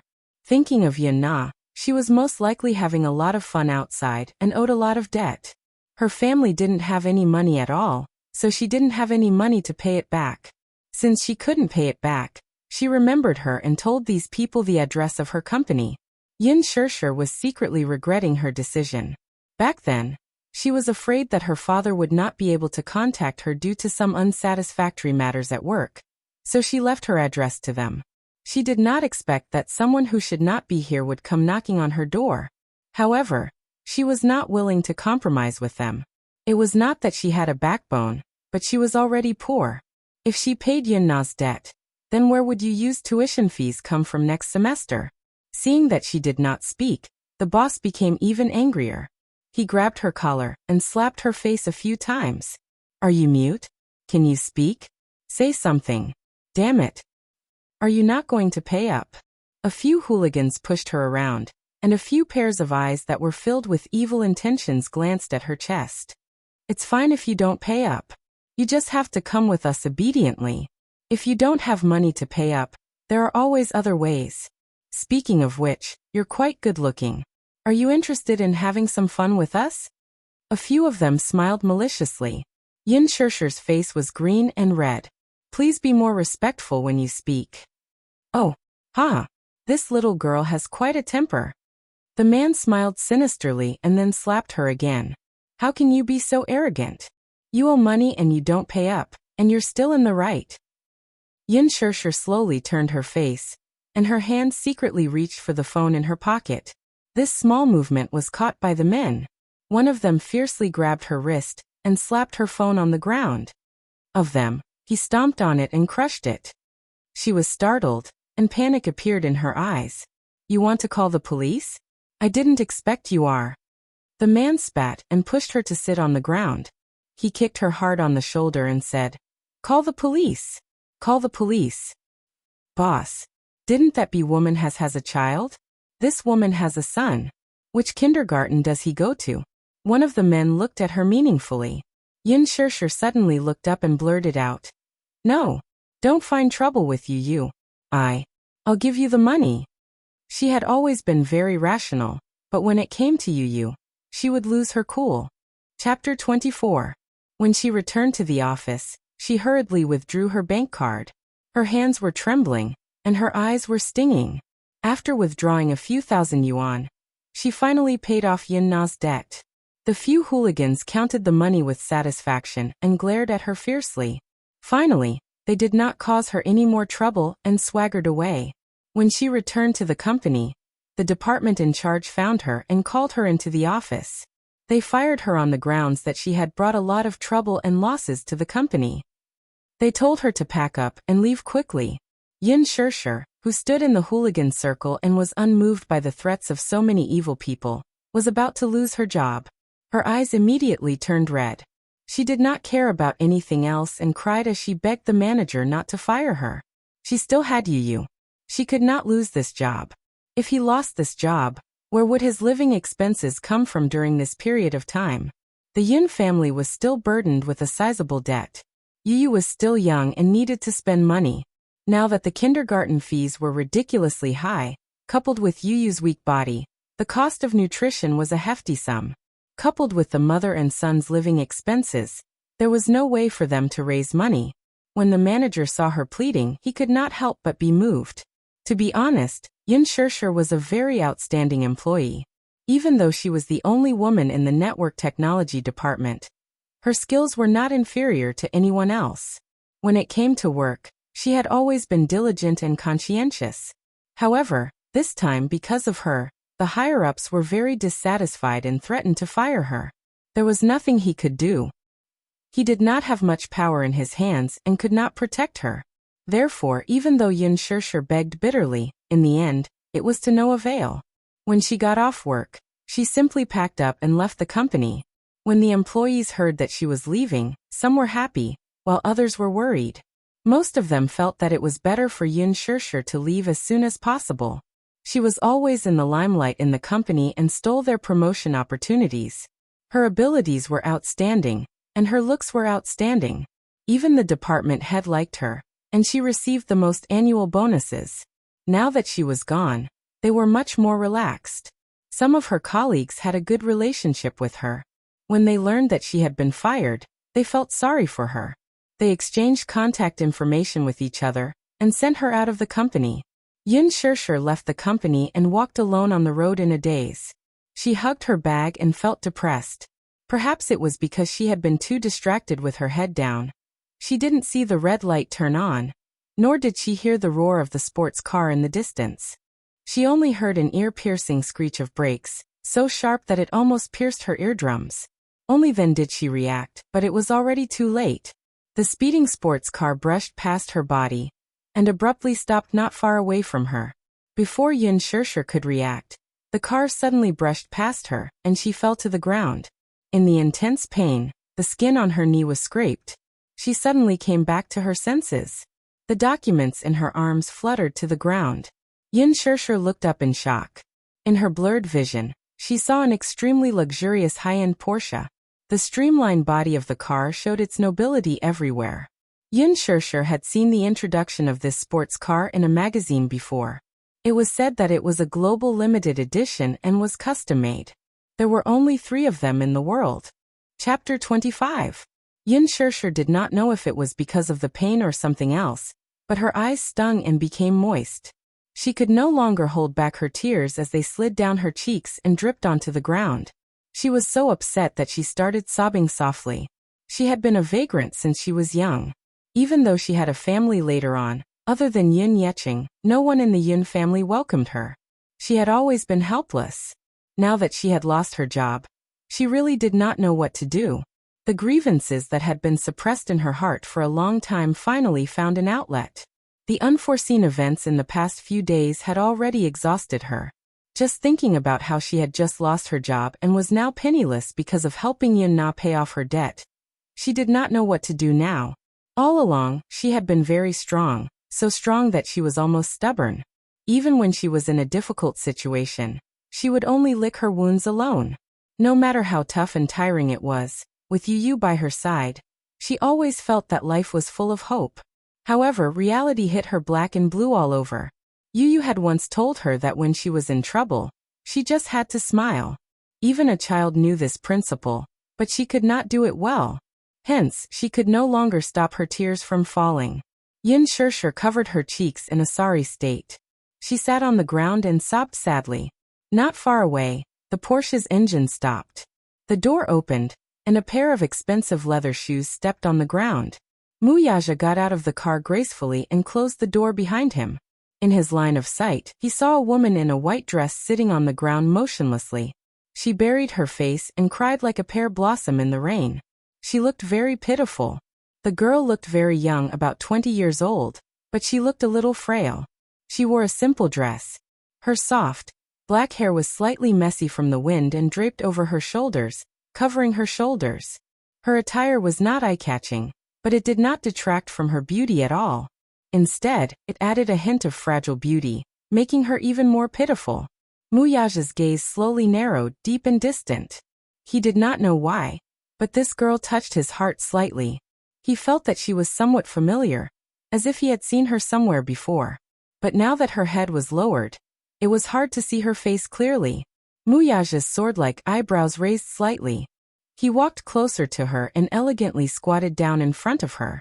His phoenix eyes lowered slightly as he coldly glanced at the injury on her knee.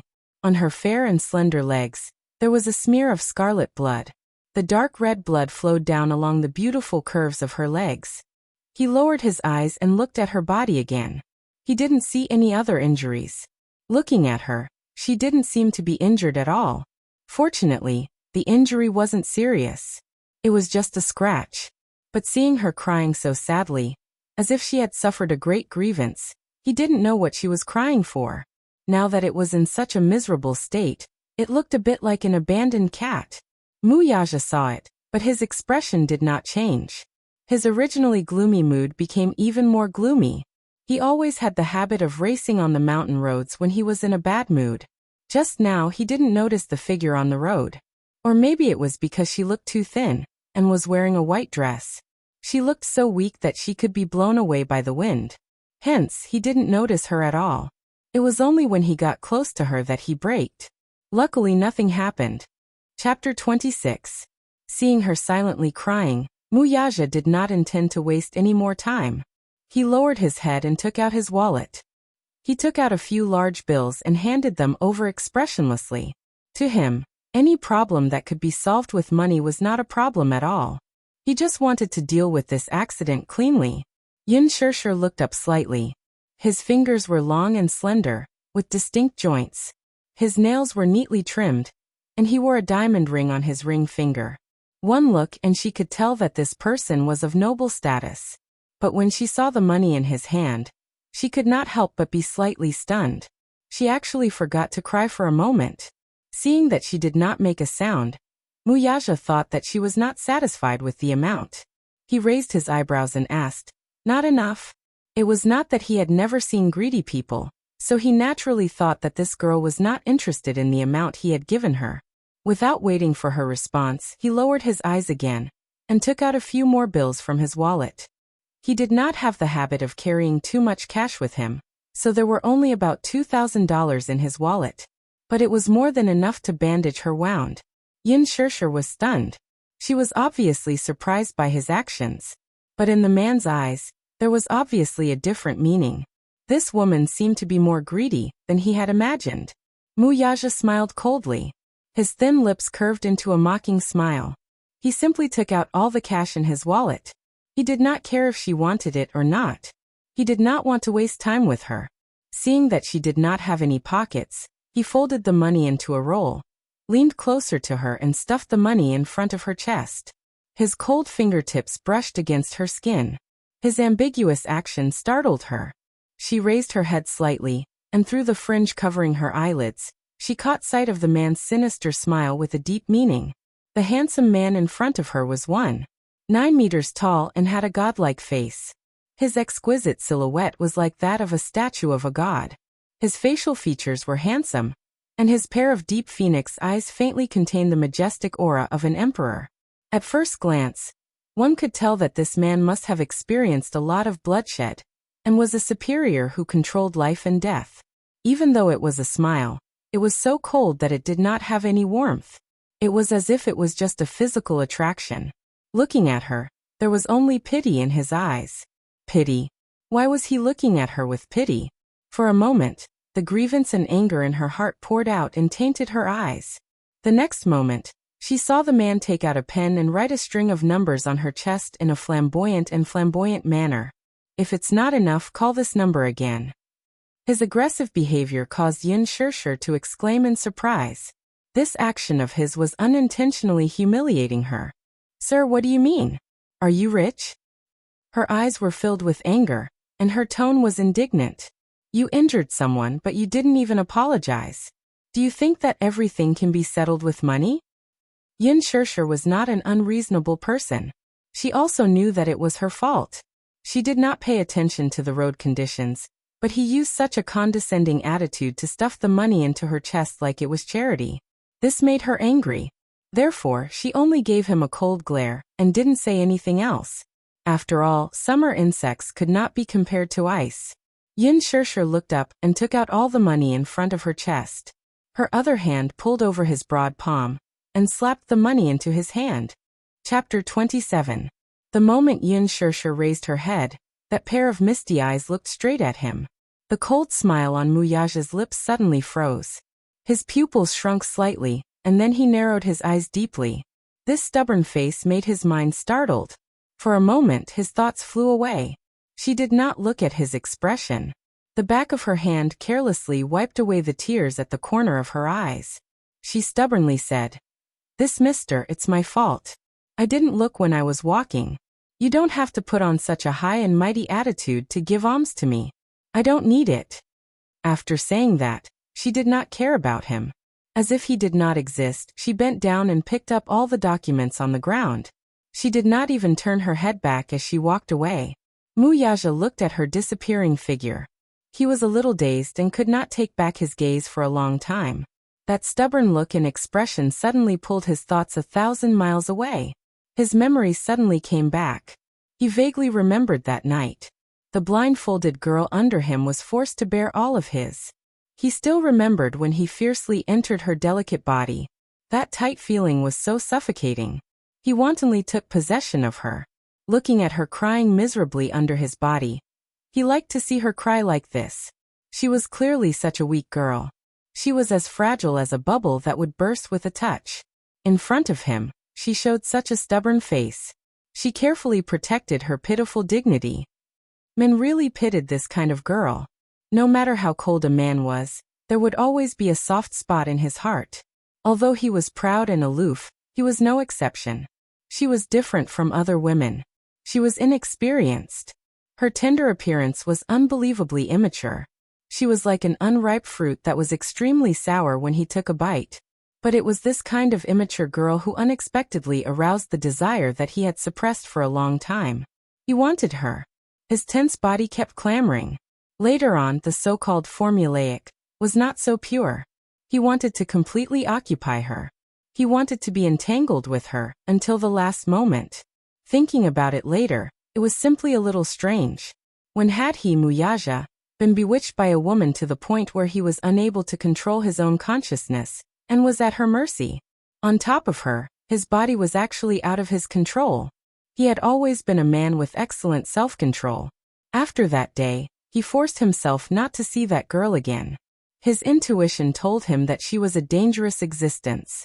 Since he was young, the blood of an overlord flowed in his veins, and he had always been unruly. He was like a free and unrestrained wind, and he had always been overbearing and controlling others, and no one could restrain him.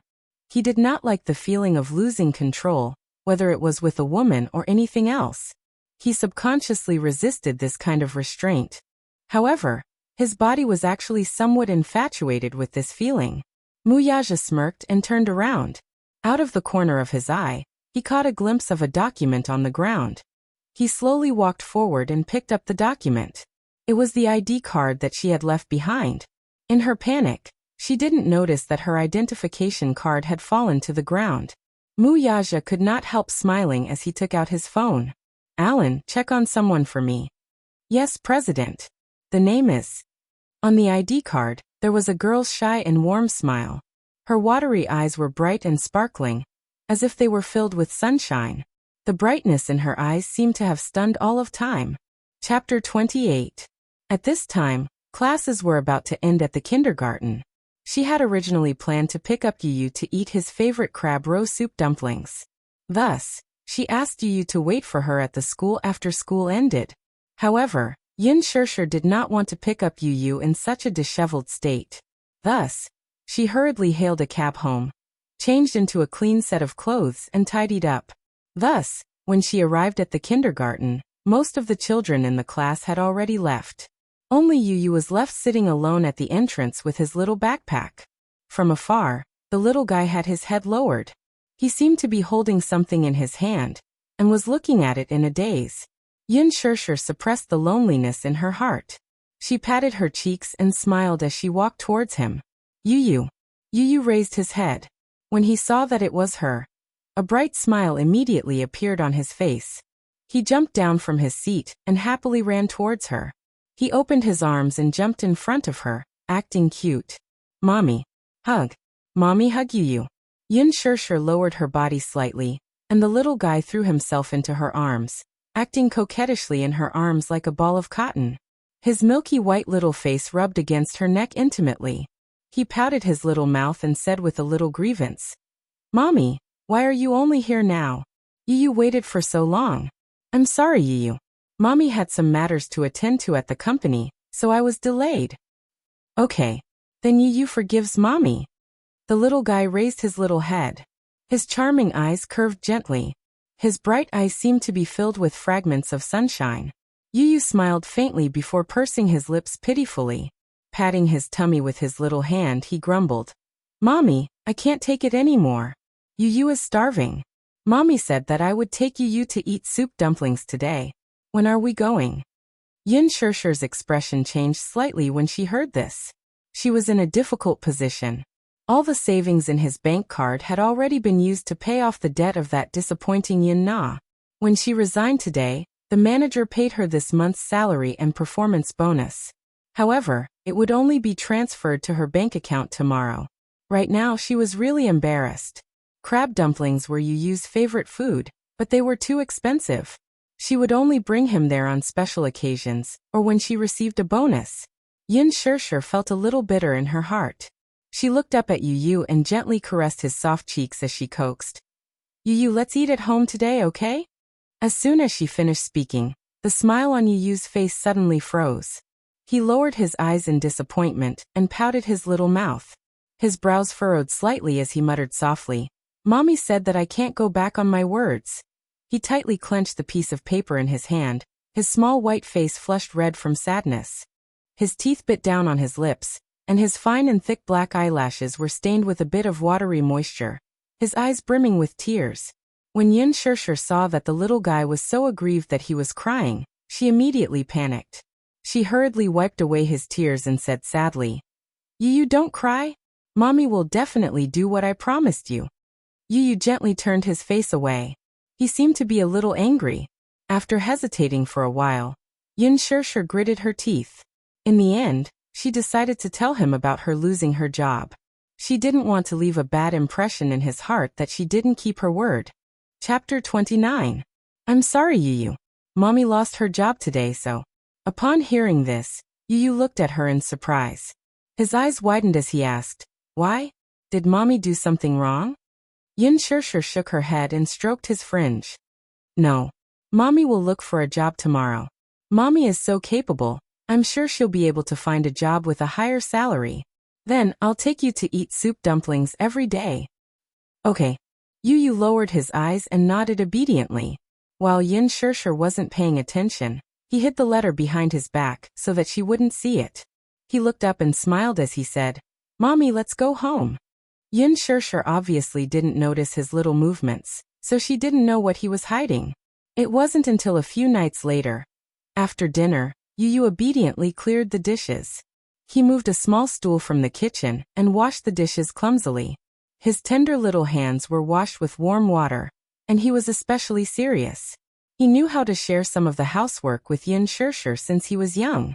He was so considerate that he didn't seem like a 6-year-old child. Yin Shishir rummaged through her cupboards and found an obsolete old cell phone. She inserted the SIM card into the phone and turned it on. Only then did she realize that Yu's homeroom teacher had called her a few times. She called back. The homeroom teacher received her call and asked her about the kindergarten's spring outing to the wildlife park. Yu hadn't signed up for the outing a few days after the letter was distributed. Hence, the homeroom teacher called to ask his parents if they wanted to go. Yin Shishir was slightly taken aback. Obviously, she didn't know about this. Hence, she quietly rummaged through Yu's small school bag behind his back and took out a neatly folded list. On the other end of the call, the homeroom teacher sounded a little cautious. She was afraid that she would say something inappropriate. With all due respect, you must really want to go on a spring outing with the children. Moreover, the fee isn't much. Does your family have any financial difficulties? Yin Shishir hurriedly said, No. I'll pay the fee tomorrow. She hung up the call with a complicated expression.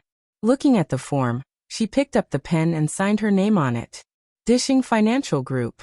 When Mu Wanru walked into the president's office, she saw that Mu Yaja was not there. His assistant, Alan, was putting a thick stack of files on the table. When he saw Mu Wanru, he immediately bowed his head and greeted her with a smile. Mrs. President.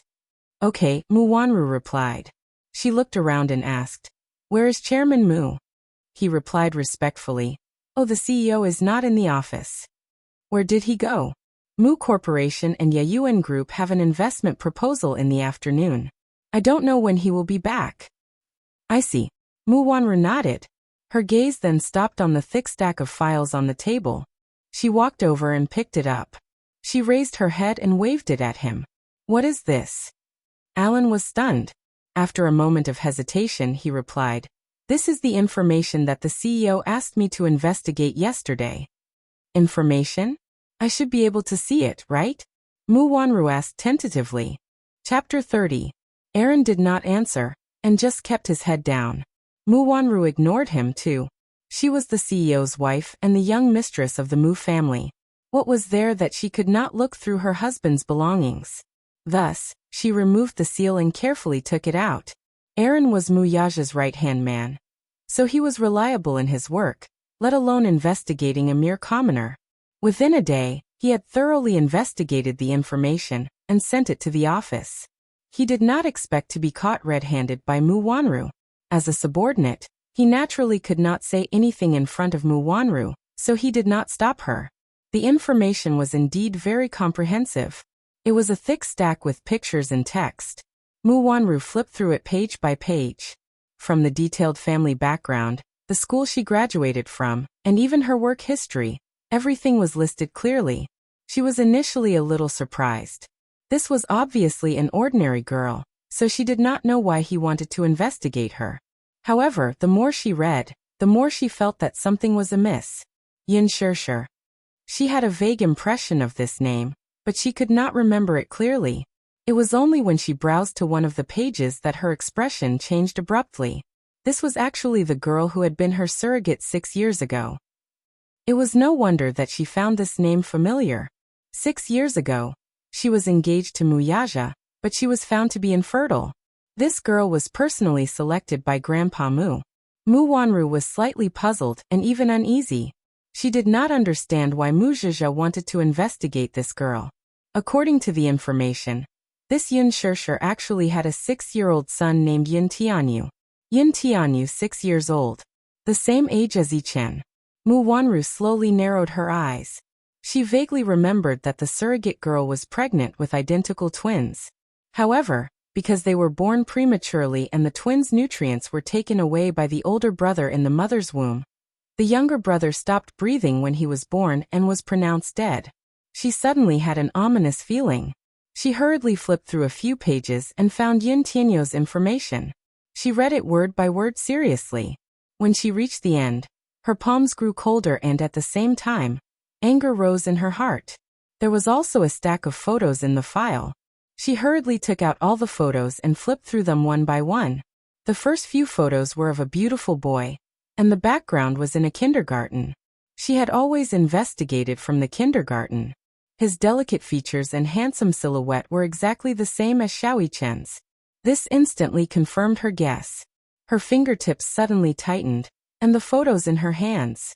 Mu Wanru bit her lip hard. Could it be that the child did not die? Or could it be that this child had been hidden by that woman for the past 6 years? Mu Wanru's heart started to panic as waves of chills ran through her body. What exactly was this woman's intention? That child clearly did not die, so why did she not mention it? Could it be that she wanted to use this child's custody to extort a large sum of money from the Mu group? Perhaps her ambition was not limited to this. Perhaps she wanted to use this child to make other plans for the Mu group? After all, in terms of blood, she was the real mother of these 2 children. As for her, although she was now the young mistress of the Mu family and the wife of the CEO of the Mu group, she had no blood ties with these 2 children. Chapter 31. Since ancient times, a mother's status depended on her son. It was the same for wealthy families. Mu Wanru's face gradually turned pale, and her fingertips trembled slightly. Alan, who was standing by the side, saw that her face was a little strange. He cautiously asked, "Mrs. President, what's wrong?" "Nothing." She pretended to be calm as she replied. However, when she flipped to another photo, her gaze suddenly froze, as if she had pierced a hole in the photo. In the photo, the young girl was wearing a bachelor's gown, standing at the entrance of the university, revealing a bright and gentle smile. Mu Wanru was stunned. She obviously couldn't believe it, and flipped to another photo. There weren't many photos of Yun Shishir, only a few. However, this face left an indelible impression in Mu Wanru's heart. It's her? Impossible. It can't be so coincidental. Mu Wanru could no longer hide the panic on her face. She put the photo aside and took the information about Yun Shishir in her hands again. Previously, she didn't pay much attention to it, so she skimmed through it quickly. However, now she read through it word by word, until her gaze stopped at the words Welfare Institute. She was so shocked that she paused. Her heart suddenly felt uneasy. Mu Wanru opened and closed her mouth slowly. Her eyes were glued to the document, but she was unable to utter a coherent sentence. Alan saw her in a daze and glanced at the information. He mistakenly thought that she didn't understand, so he explained it to her. Yin Shishir. Her biological parents are unknown. Her background is unknown. When she was 6 years old, she was sent to the Welfare Institute. When she was 8 years old, she was adopted by the Yin family. This year, she is 23 years old. She graduated from St. Roland Women's University. She is also the girl who was a surrogate for you 6 years ago. Welfare Institute. Mu Wanru looked at the black and white words on the white paper. While she was in a daze, her memories flew back to the day when she first met her, 15 years ago. Shingda Welfare Institute. At that time, Mu Wanru was just an orphan waiting to be adopted. Because of her likable face, she was well liked in the orphanage and was revered as a princess. Many children were willing to play with her. However, the children in the orphanage were different from the children outside. Although they seemed to be getting along well on the surface, they were secretly competing with each other. Every day, people would come to the orphanage to adopt children. Those who looked better or were more obedient would have a chance to be adopted. However, the young Mu Wanru had an unyielding ambition since she was young. Her mother was a masseuse at a bar.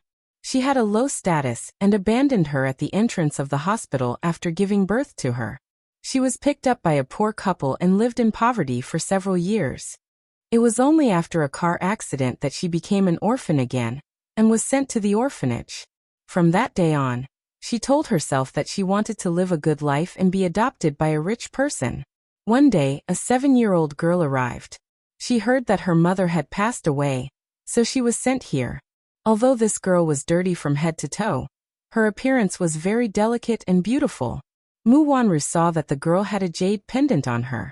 It looked expensive, so she took advantage of the fact that the girl was asleep and took the jade pendant for herself. When the girl woke up and found that the jade pendant was gone, she cried and made a fuss.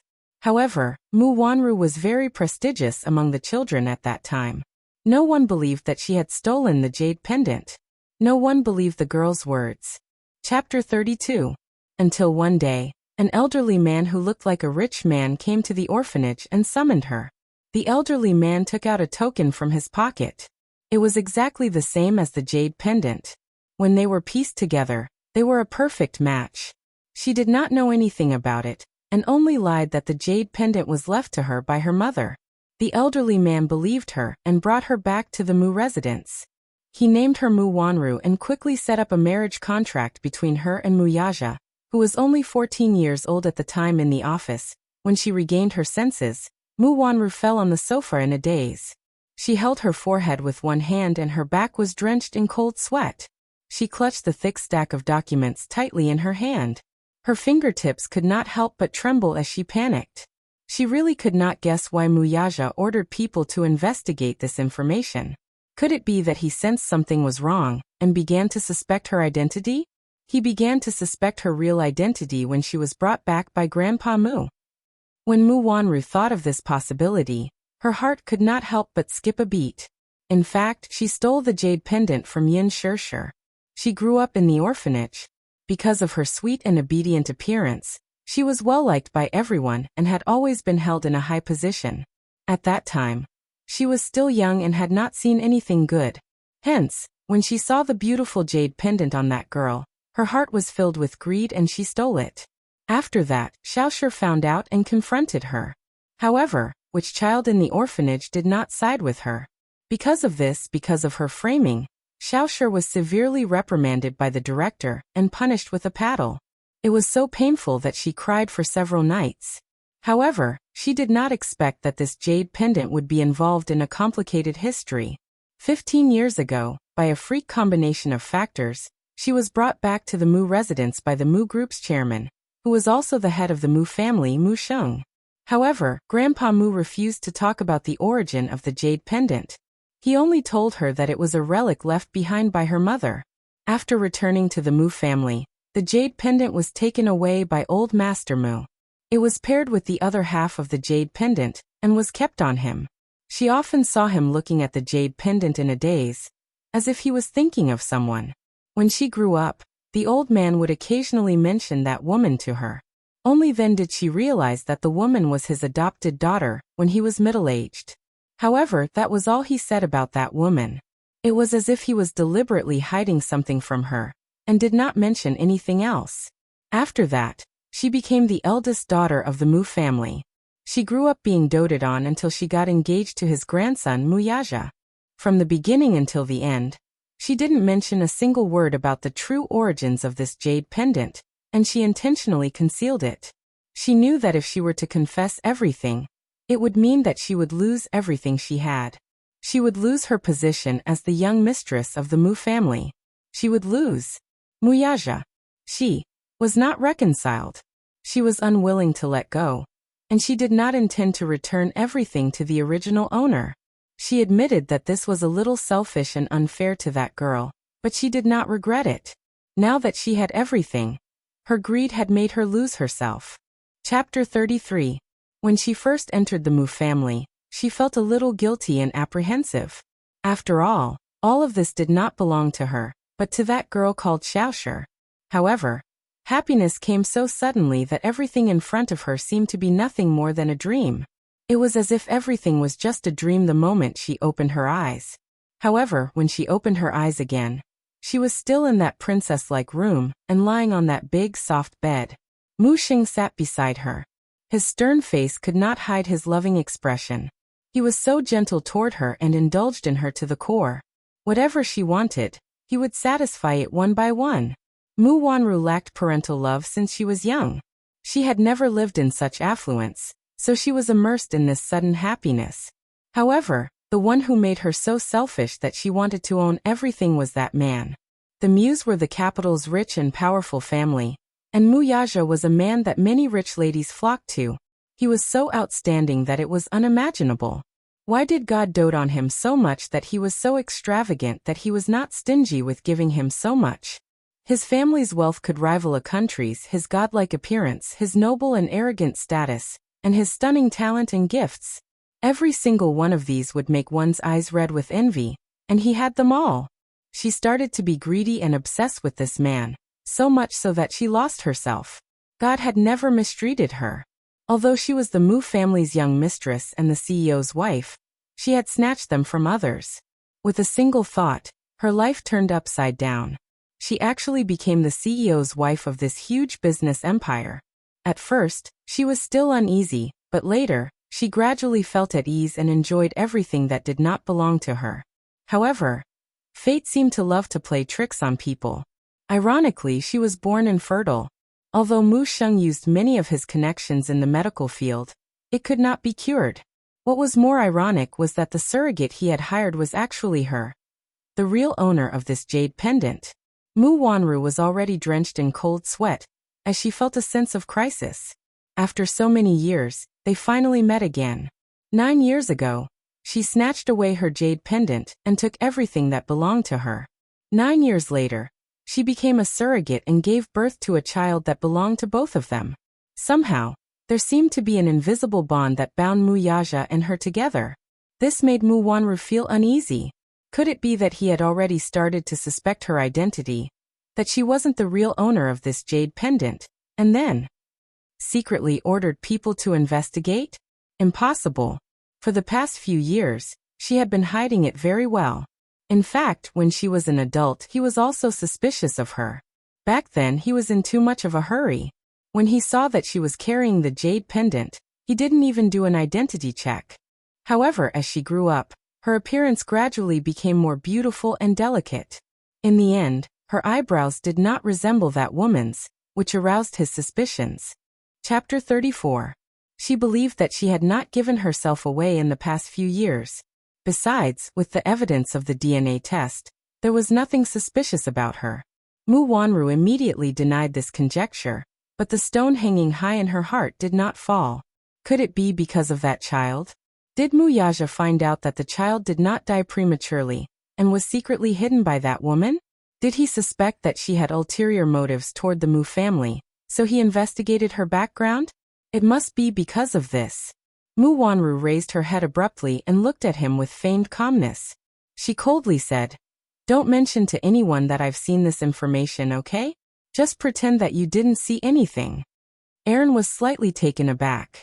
He clearly did not know the purpose of her warning.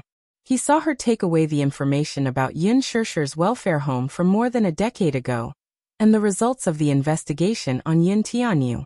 Without raising her head, she coldly said, "Don't mention anything about this child to the CEO, including this woman's past. Also, don't mention this woman's background in the welfare home to the CEO, okay?" He raised his eyebrows in a daze. Seeing that he did not answer, Mu Wanru's tone turned even colder. "Did you hear me or not?" Aaron lowered his eyebrows and did not answer. His superior was Mu Yaja. Although Mu Wanru was the wife of the CEO of the Mu Group, she was also the HR manager. He did not have to listen to her orders. He had the responsibility to let the CEO have a look at what he had investigated. Mu Wanru seemed to have read his mind though. She snorted and sneered. "Why? Do you think that you can disobey me just because you're the CEO's subordinate? Do you think that I can't control you just because I'm the HR manager?" She sneered and stood up. She approached him and sized him up. Facing her piercing gaze, Alan lowered his head and looked down. However, he heard her say word by word, "Even if I don't have much power in the Mu Group, I think I have the ability to drive you into a corner." Alan raised his eyes in shock and looked at her in surprise. Keep your mouth shut about this matter, do you understand? She ordered again. He was silent for a long time before he slowly sucked in a breath of cold air, and nodded with some difficulty. I understand. When Mu Yaja returned, Mu Wanru had already left with a guilty conscience. She had to think of a way to stop the situation from developing before Mu Yaja thoroughly investigated the matter. Mu Yaja was her man. She couldn't give any other woman a chance. Although Alan was Mu Yaja's loyal subordinate, he was also well aware of Mu Wanru's position in the Mu residence. With Grandpa Mu's favor, he didn't dare to offend her easily. Therefore, when Mu Yaja returned to the office and saw the little information on the table, his suspicious gaze fell on Alan. Under his urgent gaze, Alan said calmly, "CEO, Yun Shirshir is indeed the surrogate 6 years ago." Huh? Mu Yaja's eyes turned cold. He suddenly asked slowly, "Is there anything suspicious about her?" No, so. Alan recalled Mu Wanru's warning. He lowered his head and looked indifferent. Get out. Chapter 35. Losing her ID card was like adding fuel to the fire for Yun Shirshir, who was in a difficult situation and was in a hurry to find a job. The next day after losing her ID card, she went to apply for a new one. However, the police were too lazy. They kept delaying it and didn't take her seriously at all. They came up with all kinds of perfunctory excuses. Her temporary ID card was not reissued after more than 2 weeks. She was so angry at the police station that she almost exploded. She tried to interview with a few companies, but they all rejected her because she didn't have any documents. Although she didn't mention this to Father Yun somehow found out that she had been fired from the company. He didn't know the reason, but he didn't say anything and just gave her a sum of living expenses.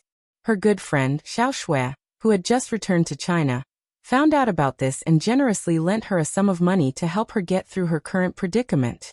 Xiao Shui was her best friend in high school. They were close to each other, and were as close as sisters. At that time, the rumor that Yun Shirshir was pregnant and had a child was all over the school.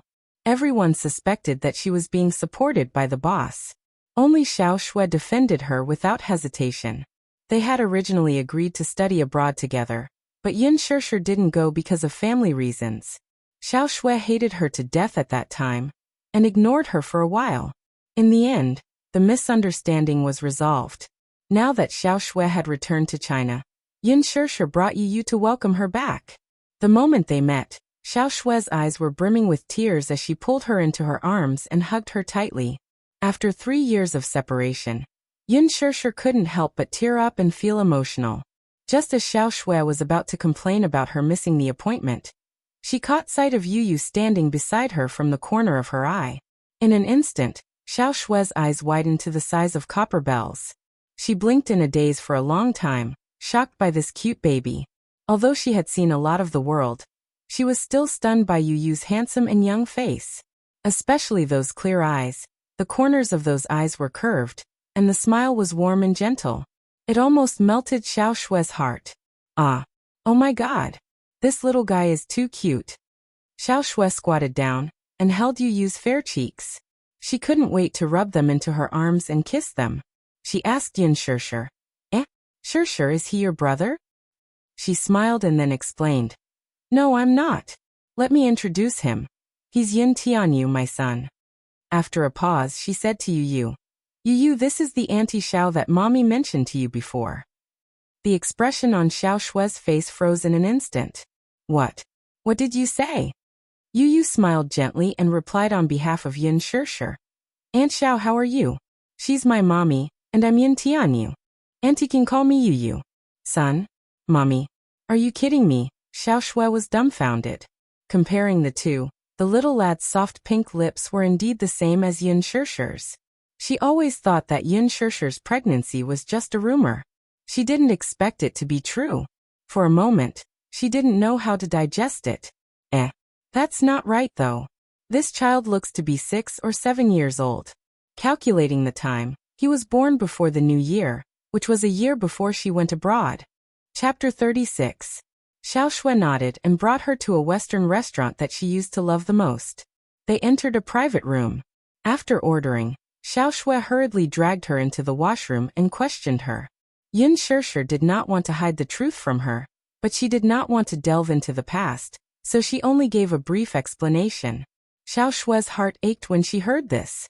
That stepmother of yours actually treated you like that. She's simply heartless. I found it strange. Back then, father also mentioned that the Yin family's fate was at stake 6 years ago. They owed a lot of debts, but they were cleared in a year. I didn't expect you to sacrifice so much. Why? Yin Shishir smiled lightly. I know how to repay kindness, don't I? Besides, it's all in the past.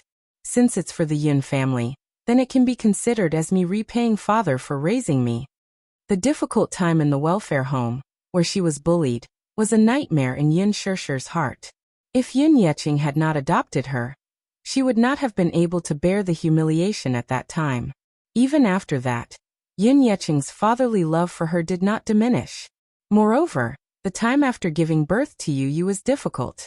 Thinking about it now, it was as unbearable as an abyss of suffering. Now that this matter was mentioned, she did not feel any pain or itch. To have such a heartwarming son like you was a gift from the heavens. She was already grateful. 6 long years.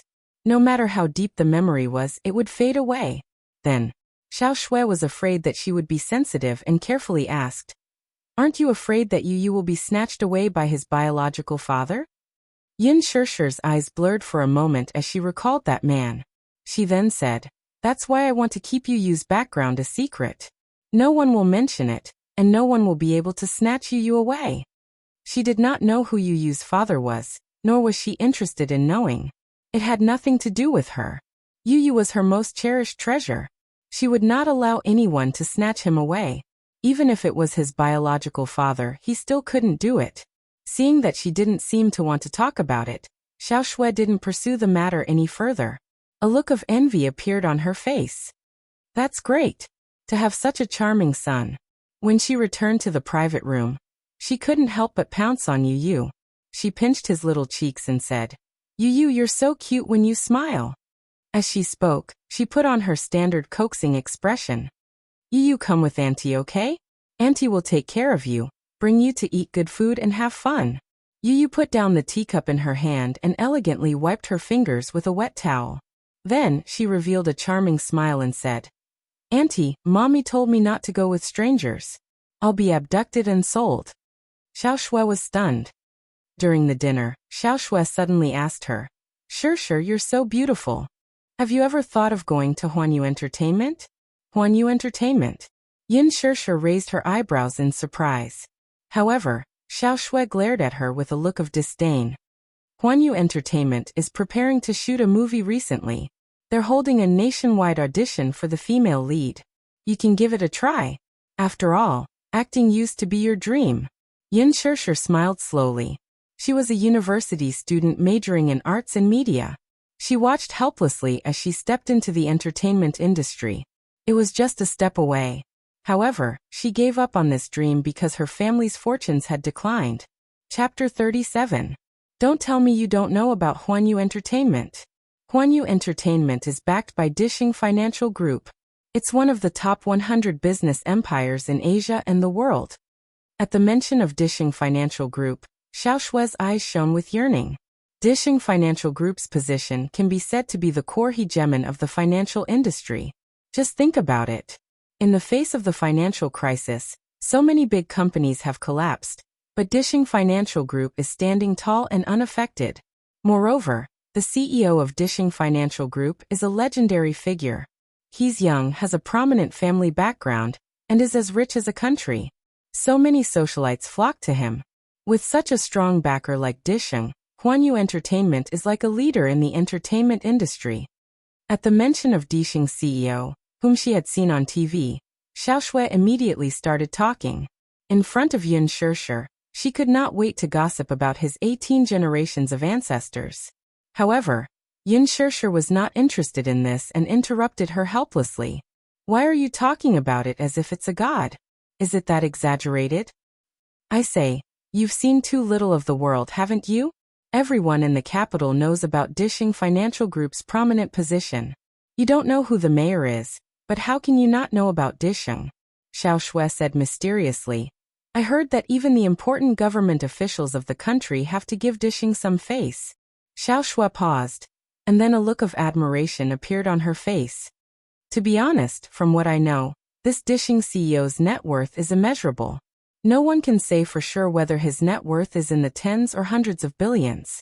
This man of the hour is very mysterious in front of the media. He's too mysterious. You've gone off topic, haven't you? Yin Shirshir sipped her coffee coolly. Xiao Shui looked helpless. Shirshir, don't tell me you've really given up on your dream back then. Acting was indeed my dream. Yin Shirshir looked away helplessly. But back then, there was a drama that had come to school to audition for the female lead. Her mentor had recommended her to be the female lead. It was such a good opportunity, but she had not taken it. Back then, that movie had become popular all over the country. Everyone in the cast had become famous. Xiao Shui said, Huanyu Entertainment has always valued talents. As long as you have talent, you will be valued. Zai. As for me, I originally wanted to give it a try because of that illustrious CEO. Unfortunately, my external conditions aren't good enough. I can be a small model, but if thrown into the talented Huanyu Entertainment, I'll definitely be a beggar. However, Yin Shirshir, instead of applying to some small companies, why not give it a try? You're very talented, and you're so talented. Don't let your talent be buried. I believe you can do it. Xiao Shui's confident encouragement left Yin Shirshir in a daze for a long time. Huanyu Entertainment. Dishing Financial Group? For some reason, her eyelids twitched violently at the mention of these words. Currently, the youthful pain movie, The Green Apple, which was sponsored by Huanyu International Pictures, was conducting a nationwide audition for the female lead. It was said that the cast for this movie was quite impressive. Not only had his original novel dominated the list of youth novels for 3 consecutive years, but he was also known as the originator of sadomasochism in youth novels. Chapter 38. The director of this movie was Lin Fengtian, who had won the Best Director award at the Golden Badge Awards, and the male lead had already been confirmed to be the superstar Gu Xingze. The superstar's huge fan base alone was enough to support half of the box office sales. If she could snatch the female lead role, she would definitely become an instant hit. Lin Fengtian had won the Best Director award at the International Film Festival. Any female star who was groomed by him had a bright future ahead of them. Many celebrities would do anything to be in his movies. That night, Yin Na also brought up this matter. At the dining table, she suddenly put down her bowl and chopsticks and looked at Yin Yeqing seriously. Dad, I want to discuss something with you. I hope you can agree to it. Yin Yeqing coldly glanced at her. What is it? I want to participate in an interview with Huanyu Entertainment. Yin Yeqing did not understand and was confused. What interview? Oh my. Dad, don't you know? Huanyu Entertainment has invested in a movie based on a famous novel. The male lead has been confirmed to be Gu Xingze. The director is now conducting nationwide auditions for the female lead. Yin Na paused for a moment. She suddenly raised her chin proudly, and her eyes shone with confidence.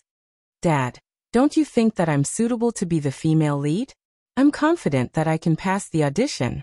This is a once-in-a-lifetime opportunity. If I pass the audition, I can become a star. When I become famous, you and Mom will be able to live a good life too. After I get paid, I can bring you guys on a vacation, live in a good house, and drive a good car. As Yin Na spoke, she glanced disdainfully at Yin Shirshir from the corner of her eye. Yin Shirshir only lowered her head to eat. No one knew what she was thinking. Yin Yeqing could not help but frown when he heard this. Can't you find a stable job to think about all these things all the time? Dad, I have the capital to be a star. Why should I find those ordinary jobs? Yin Na did not know whether to laugh or cry as she refuted. Yin Yeqing sighed and shook his head. He said meaningfully, Dad suffered from being uncultured back then. You should settle down while you're still young. Go to an adult university and find a stable job. Don't do these crooked things all the time. Dad, why are you so stubborn? What do you mean by dishonest practices? Being a celebrity is very profitable. Just filming a movie can earn you hundreds of thousands. It's no longer the era where you can live a good life just by studying well. Yun Na was annoyed by his old-fashioned way of thinking. Yun Yeching only focused on picking up the food and did not say a word. Yun Na said patiently, "Dad, don't you think the place we live in is very poor? Broken house, broken fridge, broken TV. Don't you want a bigger house?" Seeing his silence, she could not help but fantasize about it. "If I become a celebrity, I'll be able to make a lot of money just by shooting a movie. At that time, I'll have the money to buy you a big and magnificent villa to live in. I'll let you and Mom enjoy life at home." His words made Li Qin beam with joy. Her heart was as sweet as honey.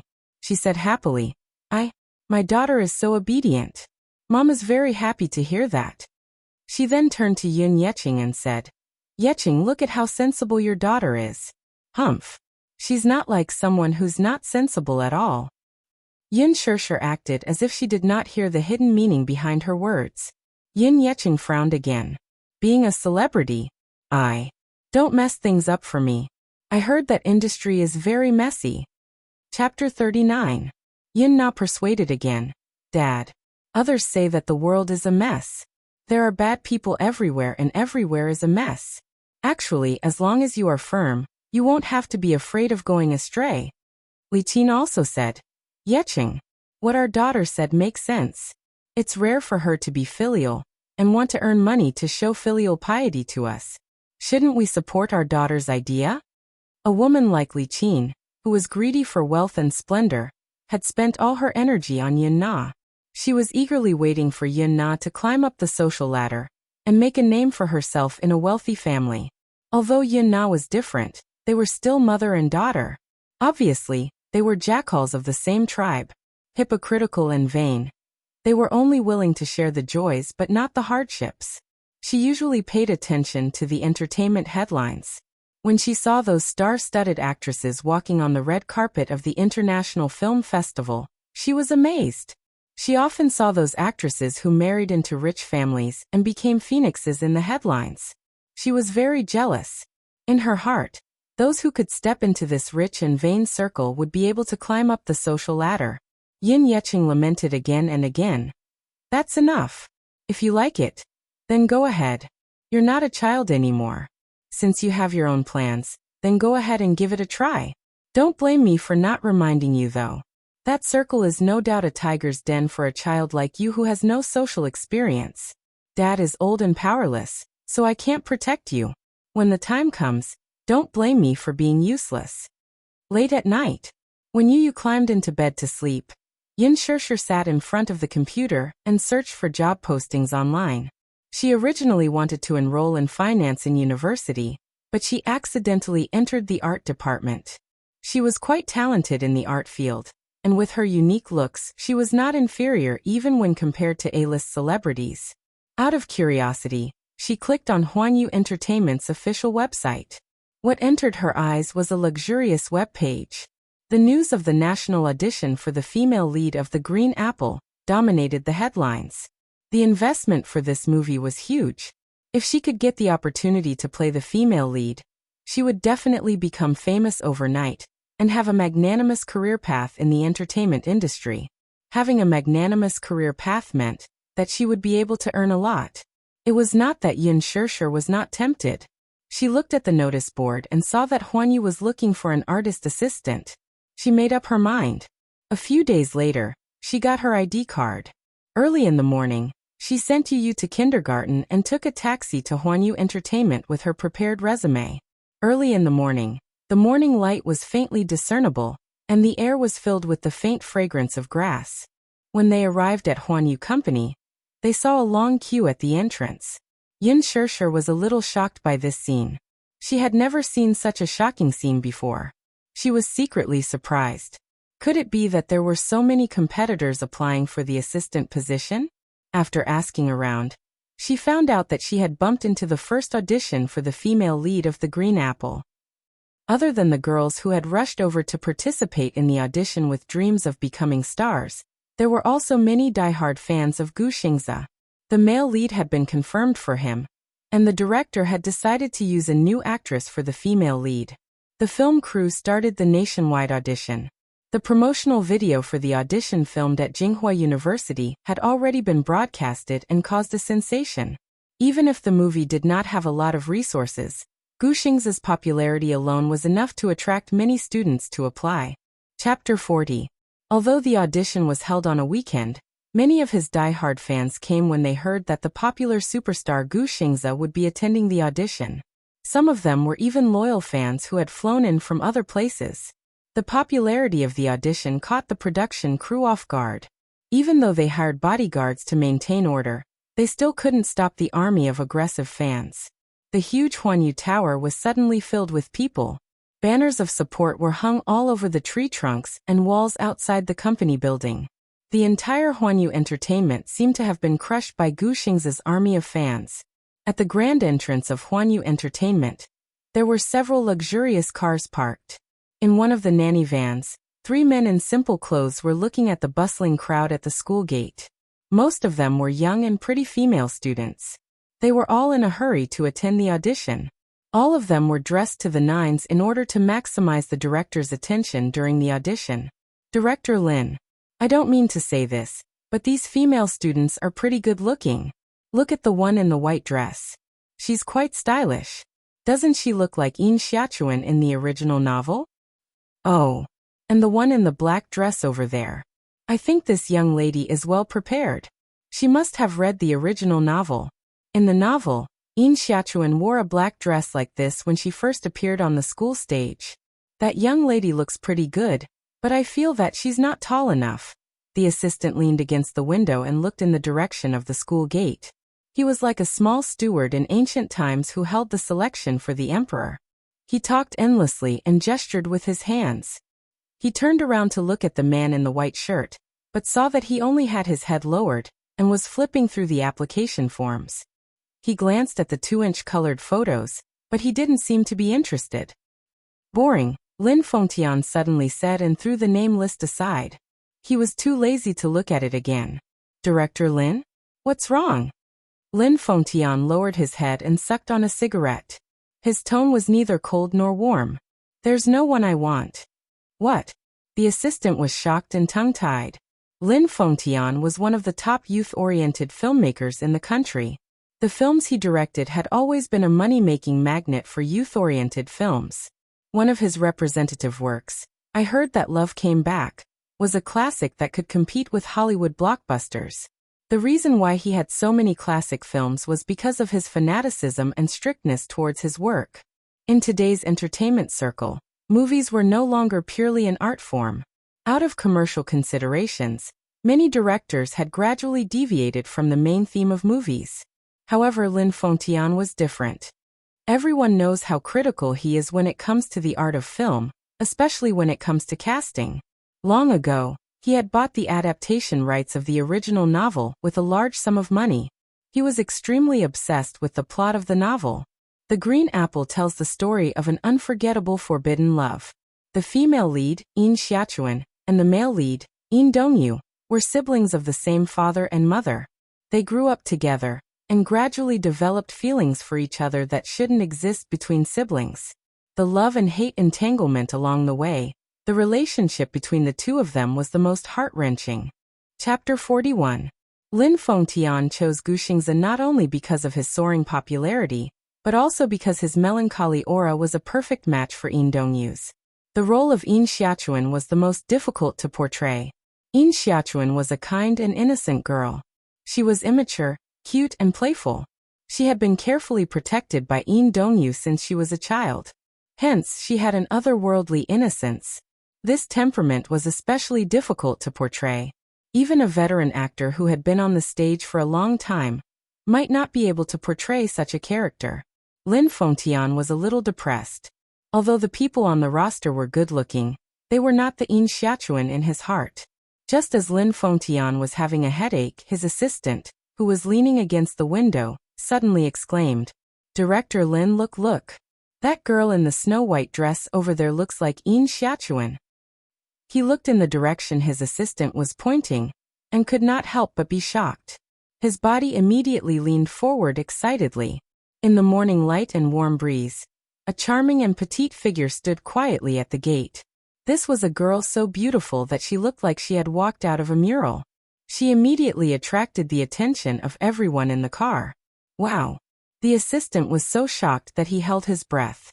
He had never seen such a youthful girl before. The girl looked young, and even a little immature. She was wearing a clean long dress, revealing her snow-white and delicate arms, shoulders and neck. She was delicate and flawless. She was pure and beautiful, lovely and moving. Even though she was dressed in such a simple manner, she had an extremely seductive beauty. She was so beautiful that she looked like an otherworldly woman, making one's heart flutter involuntarily. She did not have a sexy figure like other women. She was thin and not voluptuous. She was so tender that it seemed like water could be squeezed out of her. Even so, she still blocked everyone's sight. For some reason, although she was wearing an ordinary dress, she stood out among the bustling crowd of well-dressed girls at the gate. Lin Fengtian's handsome eyes narrowed. There was actually such a beautiful woman in the secular world? He felt a surge of excitement, and could not help but pick up the binoculars beside him. The girl stood at the school gate, holding a small handbag in her hand. Her black brocade hair was quietly draped over her shoulders, emitting a moving luster under the moonlight. Under her soft bangs was a beautiful face. Her skin was as flawless as white jade, and her delicate and charming oval face had a faint blush on her cheeks. She lowered her head and lowered her eyes. The corners of her eyes were long and curved, making her look extremely charming. She had a row of long and curly eyelashes that were as thick and long as a comb. They were like fine black feathers or fluttering butterfly wings. They were excessively charming. Those pink lips were like fresh flower petals, tender and lovely. Yin Shishir was thinking about something with her head lowered. Her brows were slightly furrowed, but she suddenly had a strange sixth sense, as if something was staring at her from somewhere else. As if realizing that everyone in the nanny van was sizing her up, she suddenly regained her senses. She slowly turned around and looked up at them. At that moment, Lin Fengtian's gaze deepened and he was stunned for a moment. His pair of eyes that had a clear distinction between black and white were watery like an ancient well that reflected the silent moon, and it was suffused with a beautiful moonlight that was tranquil and shimmering, yet bottomless. Chapter 42. When their eyes met, the girl was at a loss. She clutched the bag in her hand tightly, bit her lip, and shuffled her feet slightly. However, it was precisely this unpretentious expression that made people feel that she was rather cute. In Xiachuan. Lin Fengtian suddenly slapped the table and exclaimed, "This girl was practically a living In Xiachuan." Lin Fengtian excitedly reached out to flip through the roster that had been thrown aside. He said excitedly, "Is this girl from this university? Did she sign up? Find out what her name is. Inform her directly to come for the audition." Director? Lin Fengtian looked up and saw the confused look in his assistant's eyes. "We can just get out of the car and invite the girl to the audition. That way, we won't have to waste any effort." He sighed helplessly. Wasn't this director too excited? Lin Fengtian slapped his forehead and said, "That's right. Why didn't I think of that? Why would we need to waste any effort?" He got out of the car immediately. However, when he looked in the direction where the girl had stopped, he realized that she was gone. Gone? Wasn't she standing here just now? Lin Fengtian frowned. His eyes searched the crowd repeatedly, but he could not find any trace of her. She was gone. The audition for an artist assistant was very simple. She just had to fill in a form and submit a few certificates before she could officially start her job. The manager informed her that she could start her job the next day. The salary and benefits were also quite generous.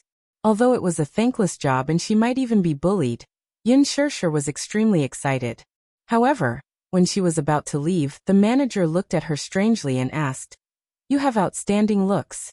Why are you here to audition for an artist assistant? What a pity. If this girl was carefully groomed, she would definitely be able to make a name for herself in the entertainment industry." Yin Shishir smiled but did not say anything. Before she left, she received an information sheet. The artist she was in charge of was actually a newcomer with a big background. Her name was Han Jingyi. The reason why she was a big name was because she heard that this artist had a very strong background and relied on a powerful person to get to where she was today. She also heard that she had gotten a big role.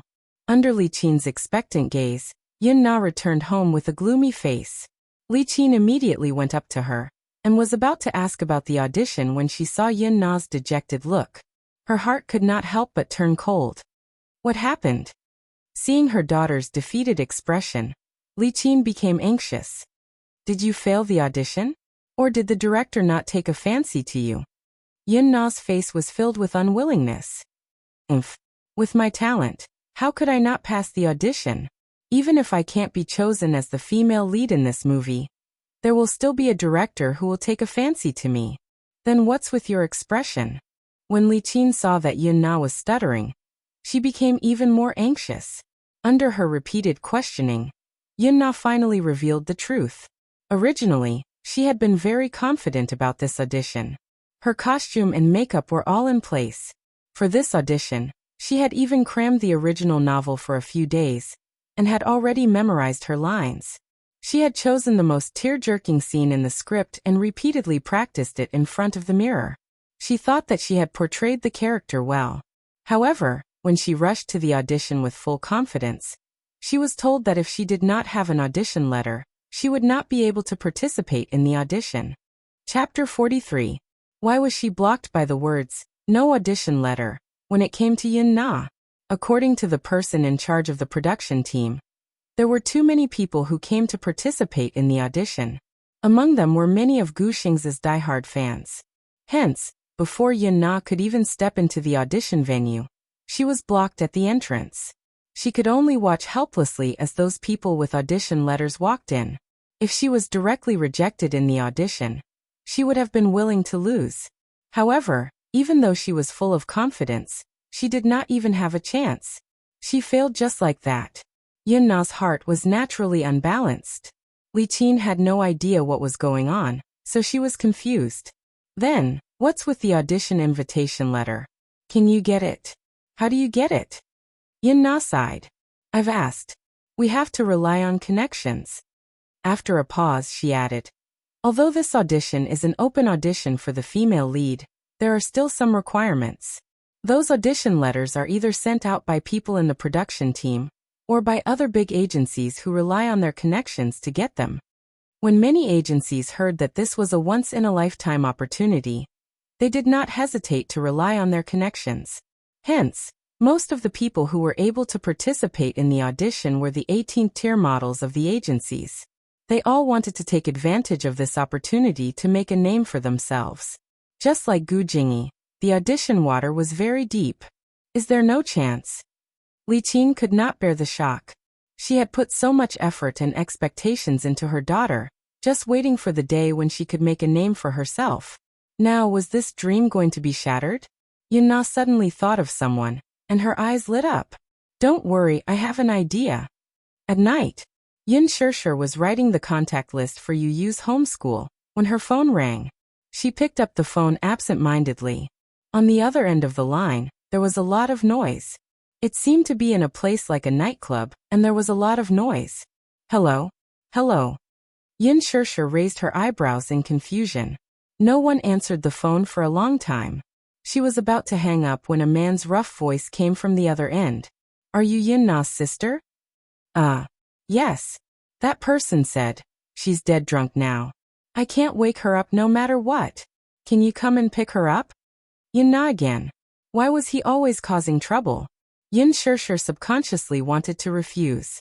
She didn't want to clean up her mess anymore. She had treated her and Yu like that, and in the end, she had indirectly caused her to lose her job. What else did she want? She was drunk, so what did it have to do with her? However, Yin Shishir's weathered face suddenly appeared in her mind. She couldn't help but clench her fists and stare blankly for a long time. Seeing that she did not reply, the person on the other end repeated, hello for a long time. She let out a long sigh and asked, where are you? Gabriel. Gabriel's was a famous nightclub in Beijing, and it was famous for its extravagant spending. Therefore, most of the people who came to Gabriel's for entertainment were rich and young masters, but there were also some hooligans who came here to have fun. Therefore, Gabriel's was also famous for being messy. Drugs, gambling, shady dealings, and transactions. Once night fell, this place would become a dark treasury. There were often news of people exchanging gunfire here, and there were heavy casualties. However, even though it was so chaotic and serious about social security, Gabriel's was different from other nightclubs. It had a very powerful background, and the people above it were very influential. Therefore, many people didn't dare to touch it. Chapter 44. As soon as Yin Shirshir stepped into this foul place, she was choked by the smell of smoke. Along the way, the unrestrained looks of men and women entered her eyes. The air was filled with the smell of debauchery, and the private room was a scene of drunkenness.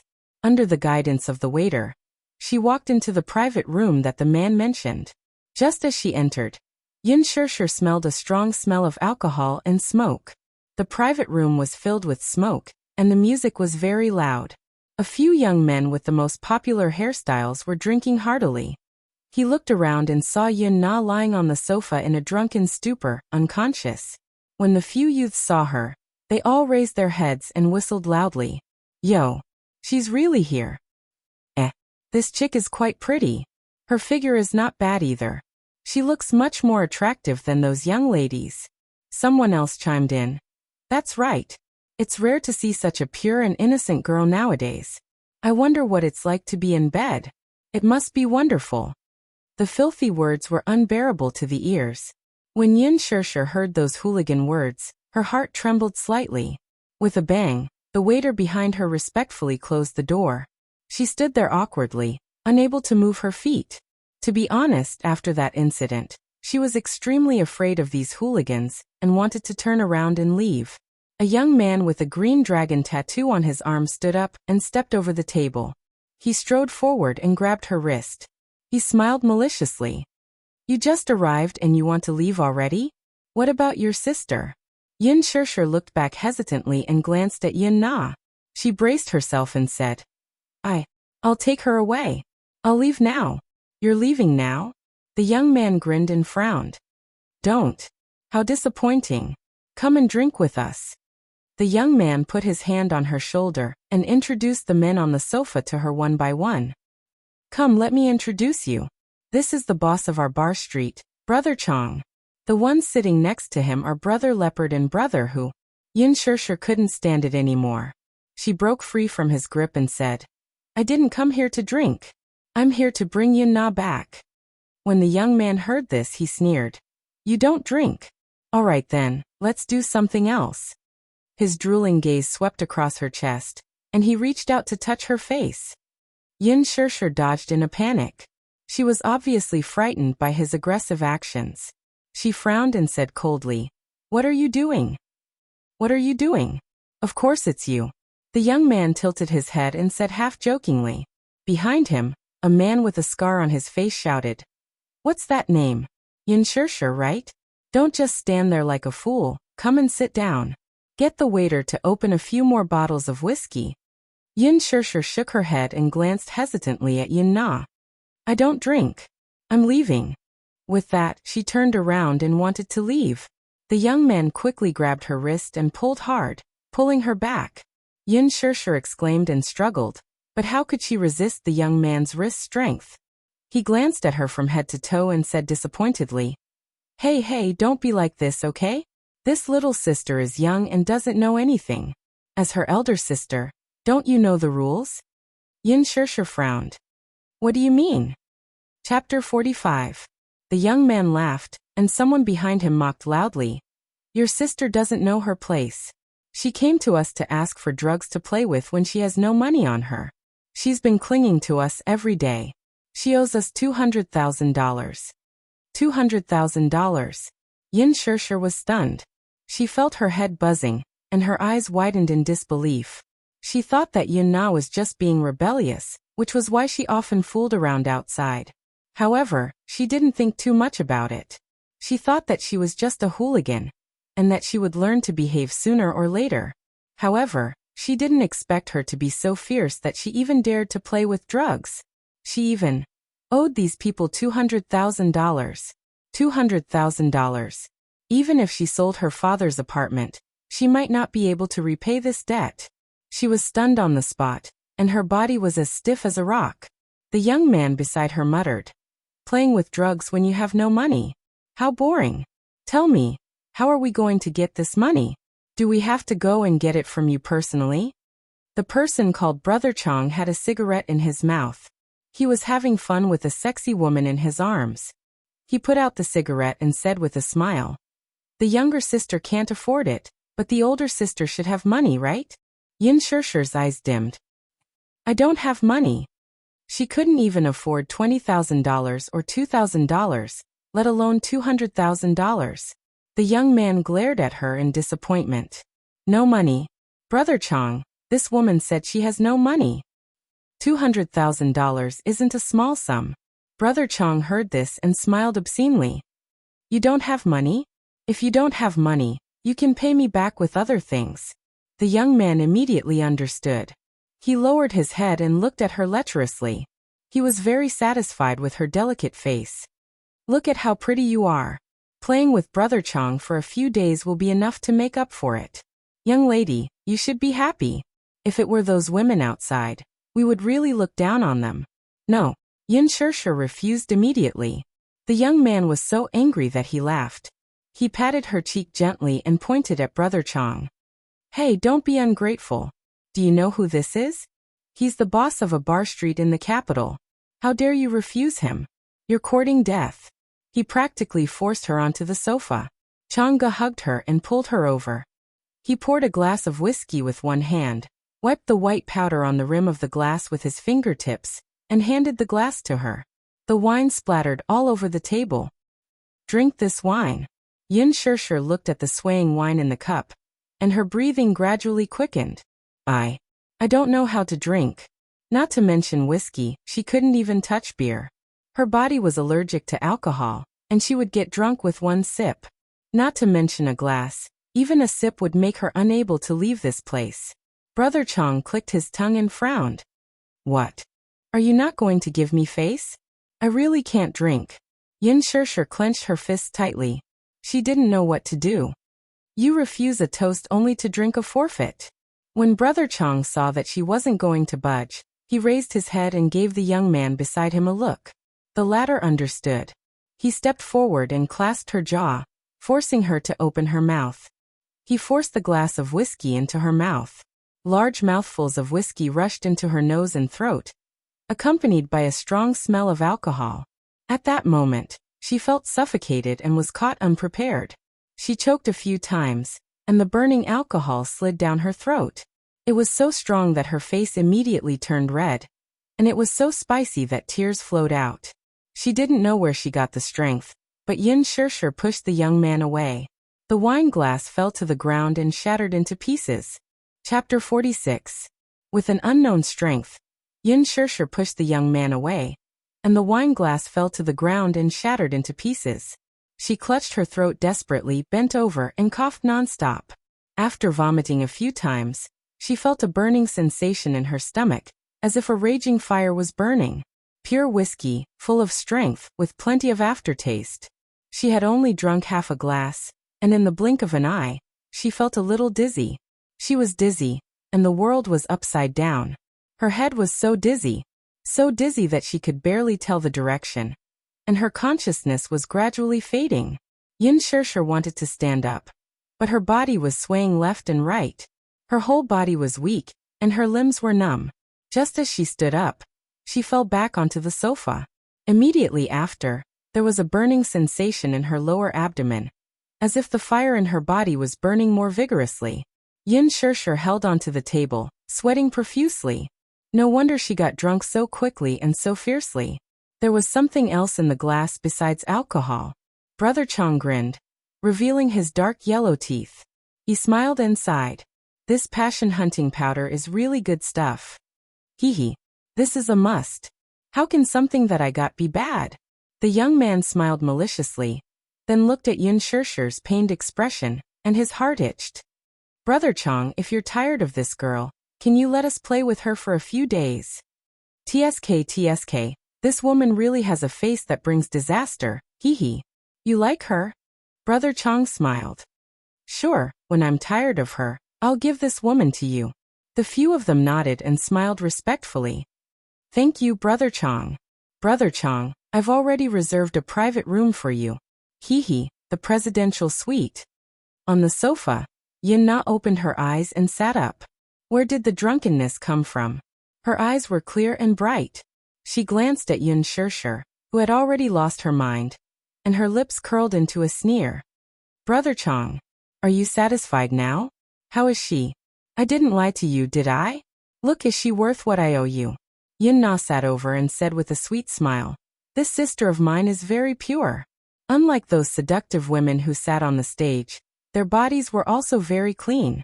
If it was placed in the night market, it could be sold for at least tens of thousands of yuan per night. Brother Chong, you've profited. Yes, it was indeed worth the price. Forget about the money. It was worth more than a few 100,000. It was worth millions. Brother Chong laughed and hugged Yun Shirshir. Obviously, he was very satisfied with her. All right then. Thank you, Brother Chong. As Yun Na spoke, she thought of something and said humbly, Brother Chong, don't tell anyone about me. Don't let her know that I'm behind this. Otherwise, my dad will kill me. I know, he said impatiently. Yun Na giggled and said, don't be anxious. This person is yours for the whole night. There's no need to rush. You see, about the selection of the female lead, I'm a man of my word. Enough. Get lost. Don't disturb me. Brother Chong's mind was now full of Yun Shirshir, so he did not have the time to care about her. He nodded without thinking much. A few of his subordinates had already opened the door for him.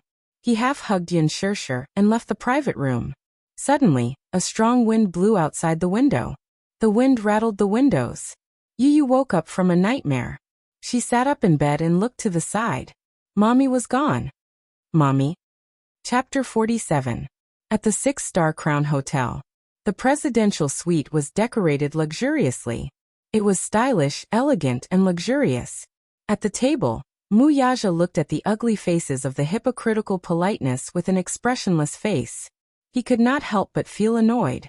Unknowingly, half of the drinks had passed, and the sky outside the window was already dark. Mu Yaja felt inexplicably tired, but more than that, he was annoyed by these people. He finished the vodka in one gulp and stood up. Seeing this, the others looked at each other and stood up as well. He was the main character at the table tonight. Now that he was leaving, it meant that the banquet was over. As the young master and CEO of Dishing Financial Group, he had a distinguished status and held the highest power in the Mu Group. In the face of the global financial crisis, the life and death of these small companies were all in the hands of the Mu Group. The life and death of these small enterprises depended on one word from him. Therefore, they naturally flattered this future owner of the Mu Group and served him with great care. One of them asked in a low voice, Chairman Mu, are you leaving? That person handed over his suit respectfully. Mu Yaja glanced at him, took it, and put it on. Then, someone respectfully opened the door of the suite. He strode out calmly and elegantly. Behind him, a group of men in suits bowed their heads and followed closely. It was like a star surrounded by stars. The VIP elevator door opened, and Mu Yaja walked in confidently. The moment the door closed slowly, he glanced in one direction and his eyes suddenly turned cold. Li Dongqiang had just triumphantly walked out of the elevator with his arm around the delirious Yun Shirshir when he felt a bone-piercing chill down his spine. He raised his eyebrows and looked back. He saw the VIP elevator door that had just closed. At that moment, he vaguely saw a pair of sharp and frightening eyes through the gap of the door. However, he did not take it to heart and did not think too much about it. He hugged Yun Shirshir and lifted her up. He played with the key card in his fingers and walked toward the suite. Behind him, the elevator door slowly opened again. Brother Chong swiped his card and kicked the door open. Just now, before he closed the door, his hand impatiently reached for his belt. He swiftly unfastened it and pulled down the zipper of his pants. He smiled impatiently and gently patted Yun Shirshir's cheek with his palm. Then he hooked his leg and closed the door, thinking that the big bed would be his world from now on. That be *tch Yun Na really didn't lie to her. In the past, he had heard her say that she had a pure and beautiful older sister, but he had always scoffed at it and disapproved of it. In his eyes, women were all the same. There was no difference. At most, they were just tools. But now that she saw it, she didn't expect it to be even more outstanding than what she had described. Different from those common rouge powders, it had a unique charm. It wasn't that he hadn't seen anyone more beautiful than Yun Shirshir, but her elegant temperament was different. Li Dongqiang threw her on the bed harshly. Her beautiful body sank slightly into the soft big bed. Under the dim wall lamp and on the white bed, her black spaghetti strap dress, which complemented her fair and tender skin, added a bit of flirtatious beauty.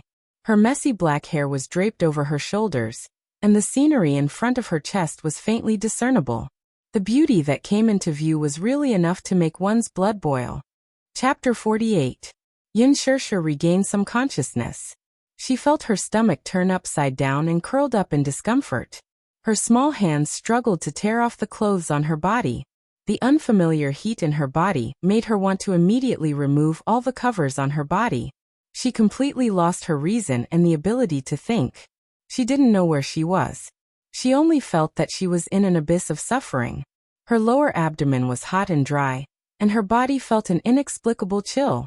Half of it was a world of ice and snow, and the other half was a raging fire. It was like ice and fire at the same time. This kind of painful feeling made people go crazy. So hot, save me, save me. Brother Chong looked at her and felt proud. Hunting passion powder was the most terrible drug in the black market. Without special channels, it was impossible to get such a good thing. Once she took even a little bit of it, even a chaste woman with strong willpower would not be able to resist it. Without a man, the feeling was simply worse than death. Not to mention this inexperienced woman. Yun Shirshir turned slightly on the bed, and the pain was unbearable. But she didn't know that this action made her even more charming. Chang'e quickly took off his clothes. He didn't even care that his pants were only half off before he excitedly climbed onto the bed. He couldn't wait to pounce on her. Little beauty, don't move. I'll help you. I'll let you feel comfortable later. Hee. At this moment, the doorbell rang. Brother Chong paused and his expression became distorted, but he didn't want to stop. Now that he was in the mood, what could be more depressing than being disturbed in the middle of it? He simply didn't want to care about the person outside the door, and just wanted to continue this beautiful thing. However, just as his hand unbuttoned her clothes, the doorbell rang again. It was pressed urgently and seemed to be a little impatient. In this area of the capital, as long as he was in the circle, he would keep his word. Damn. Now which blind fellow came to ruin his good mood? What a disappointment. Brother Chong's eyes instantly became unusually fierce. He turned his head abruptly and spat hatefully. He quickly put on his pants and went to open the door with his arms bared. As he cursed, he opened the door. When he raised his head, he saw two men in black standing tall at the door. Their strong bodies blocked the door, almost blocking all the light in the corridor. Li Dongqiang's originally ashen face suddenly sank, and his eyes revealed more or less a hint of fear. Even though he was part of the underworld and had seen a lot of things, he was still intimidated by the aura of these two men. Their auras were too terrifying, and their eyes were filled with murderous intent. They were like bloodthirsty killers in the dark night, cold and merciless. He swallowed hard and looked at them warily. "You, what do you want to do? You've got the wrong person." The two men didn't say anything. They reached out and pulled him out from behind the door. Each of them grabbed one of his arms and lifted him up like he was a prisoner. Brother Chong was shocked and immediately cursed. "Hey, what are you doing? Why are you grabbing me? You're ruining my good mood. I'm from the East Street. Do you know? If you know, then let me go." "Damn. I spent 200,000 to buy that woman. Let me go, let me go." Chapter 49. The noise gradually faded away. Yun Shirshir struggled to sit up. She lifted her heavy head and looked around with her blurry eyes. She felt as if the world in front of her was turning upside down. Her entire body seemed to have lost half of its strength. It was hot and soft. Seeing that there was no one around, she couldn't care about where she was. This torture had already worn away her last bit of rationality. She reached out her trembling hands and painfully tore at her dress. At the door, a tall figure walked in. The man's imposing aura was intimidating. The moment his tall figure appeared in the suite, the entire world seemed to become small. With a pung sound, the door closed and the room was once again dark. In the large suite, there was only the sound of her rapid and suffocating gasps. The blurred breaths kept coming out from those bewitching red lips. It was accompanied by soft moans that made people's faces turn red and their hearts beat faster. It was so uncomfortable. It was so uncomfortable that it was as if there was a huge hole in her body that couldn't be filled. Her hands waved around in the air, as if she was trying to grab something to fill it up. But she didn't know what this body needed. So empty, so empty. It was so empty that she felt like she was only left with an abyss. She reached out to touch her body and kept rubbing it. She wanted to stop that terrifying desire. But every time she touched it, her body would become numb, and she couldn't control her excitement. Wuxia stepped through the darkness and slowly walked towards her. When he reached the bedside, he stood there and lowered his head. Under the retro light, the pure white blanket was wrapped around her waist. At this time, Yin Shishir's clothes were already disheveled. Her black shoulder strap had slipped off her round shoulders. Her face was strangely flushed, and her eyes were seductive. Her hands tore at her dress with great force, appearing to be in extreme pain. Wuxia looked at her coldly, but didn't make a move. His gaze gradually turned cold. He never thought that they would meet again in this way. That man said that he bought her for 200,000?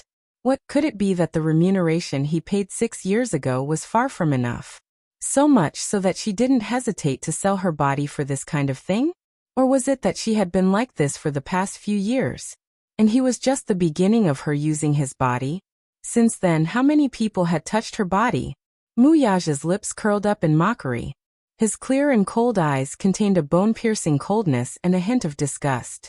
He turned around and wanted to leave. However, behind him, Yin Shishir suddenly found the strength to sit up on the bed. She stretched out her arms recklessly and wrapped them tightly around his waist from behind, refusing to let go. "Don't go. I feel terrible, save me." The man's body stiffened, and a fragrant and soft jade was stuck to his back. She greedily stuck her small face to his back, and the hands around his waist groped up and down without knowing the propriety. She gasped and murmured, "Don't go. Save me, help me." Wuxia could no longer take another step. He slowly turned around and Yin Shishir took the opportunity to throw herself into his arms. Her hands tightly wrapped around his shoulders, and her weak and delicate body softly stuck to his body. It was as if this could comfort the lust in his heart. Only then did he realize that her delicate body was boiling hot, as if her skin was being burned. Chapter 50. He was slightly startled and looked up in surprise. He reached out to hold her chin and turned her face over. Lowering his head, Wuxia saw that her eyes were blurred and deep. There was something wrong. Just as he was lost in his thoughts, Yin Shishir clung onto his shoulders, leaned in, and eagerly kissed him on the lips. Wuxia narrowed his eyes and subconsciously tried to avoid her, but she hugged his neck tightly and did not let him avoid her. She broke into his mouth without any hesitation. She kissed him fiercely, but there was no technique.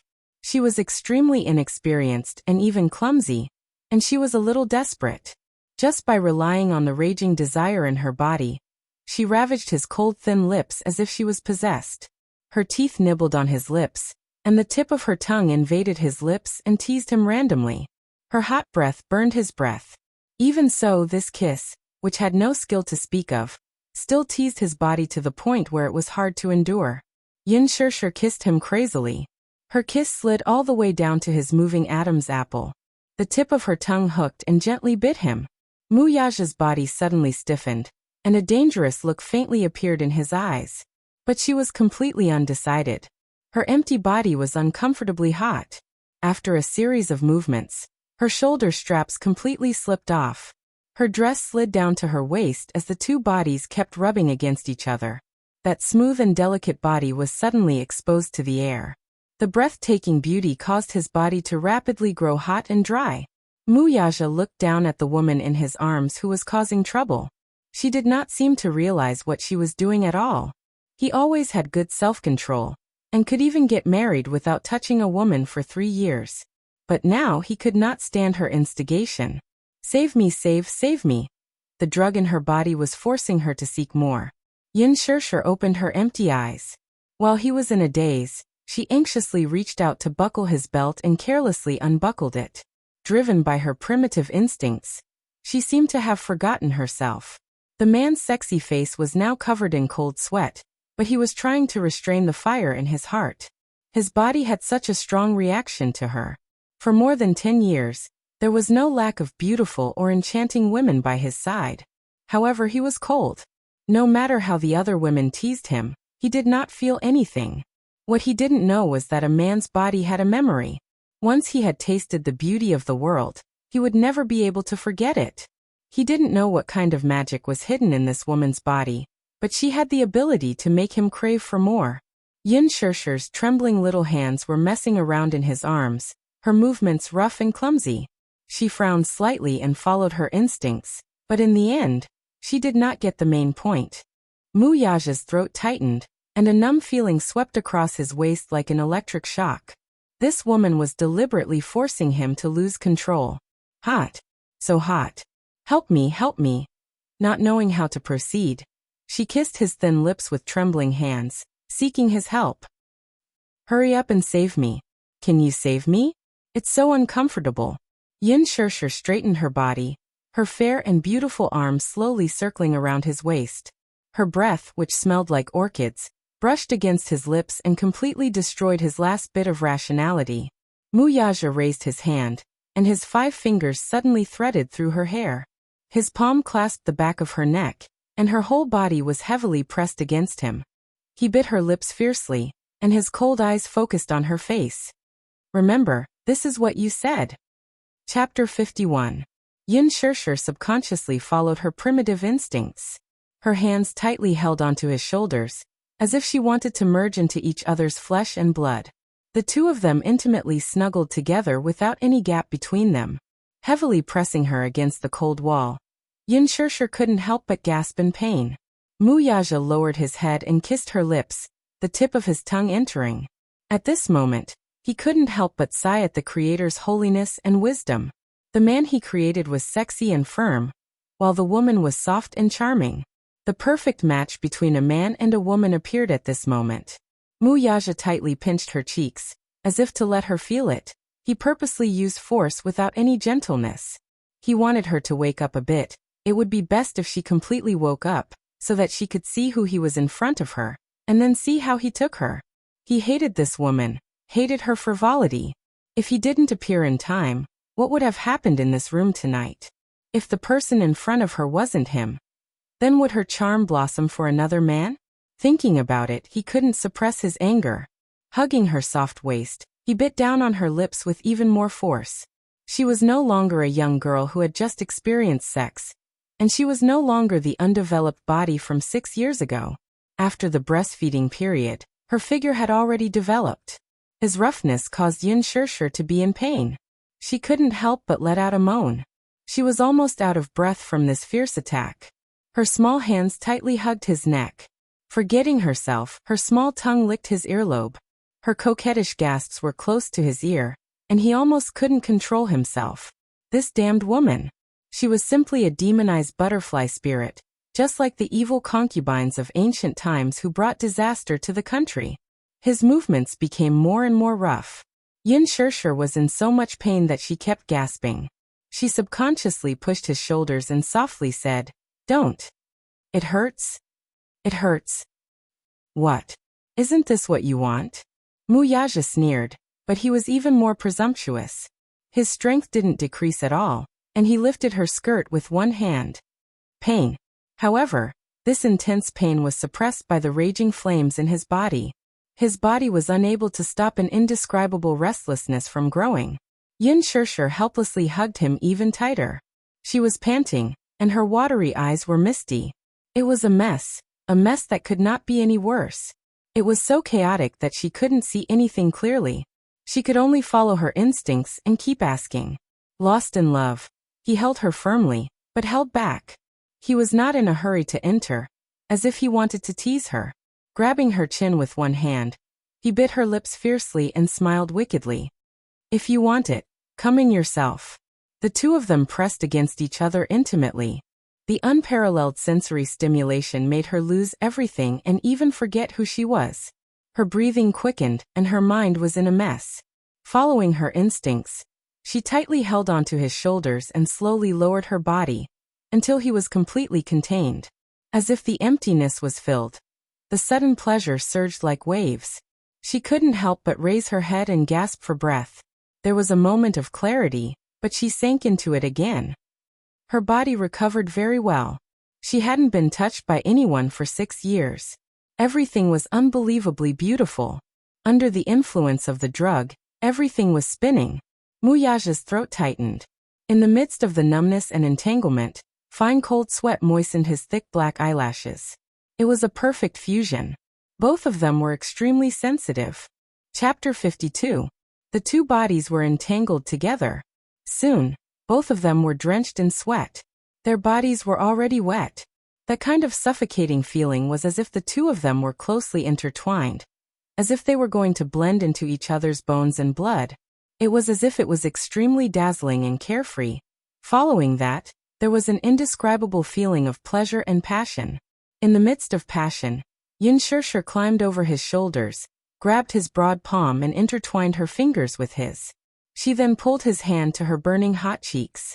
His palm was a little rough and cold, but it gave her a great sense of relief. She was almost shivering when she pressed her lips against his cold, thin lips. The gentle and warm touch made his heart beat faster. Muyaja could not help but hold his breath. He was actually stunned by this intimate kiss between lovers. This time, he did not avoid it. Instead, he pressed his lips tightly against hers and kissed her deeply. He closed his eyes and suddenly opened them again. His dark eyes stared at the woman who was as enchanting as a blooming flower for him. He suddenly hugged her and pressed her on the bed, occupying her to the greatest extent. Yin Shirshir's breathing spilled out from her broken lips. In the end, after he fiercely thrust into her, the person under him trembled and held him tightly. It was as if a white light flashed in his mind. The two of them were finally forced to the dazzling clouds by this extreme wave.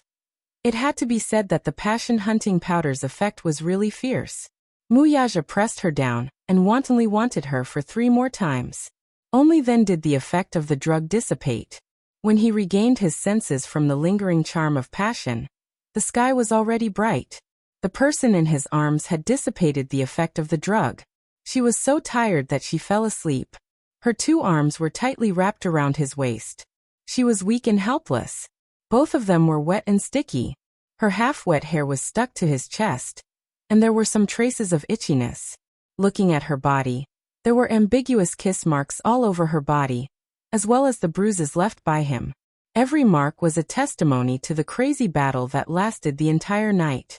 He must be crazy to do this.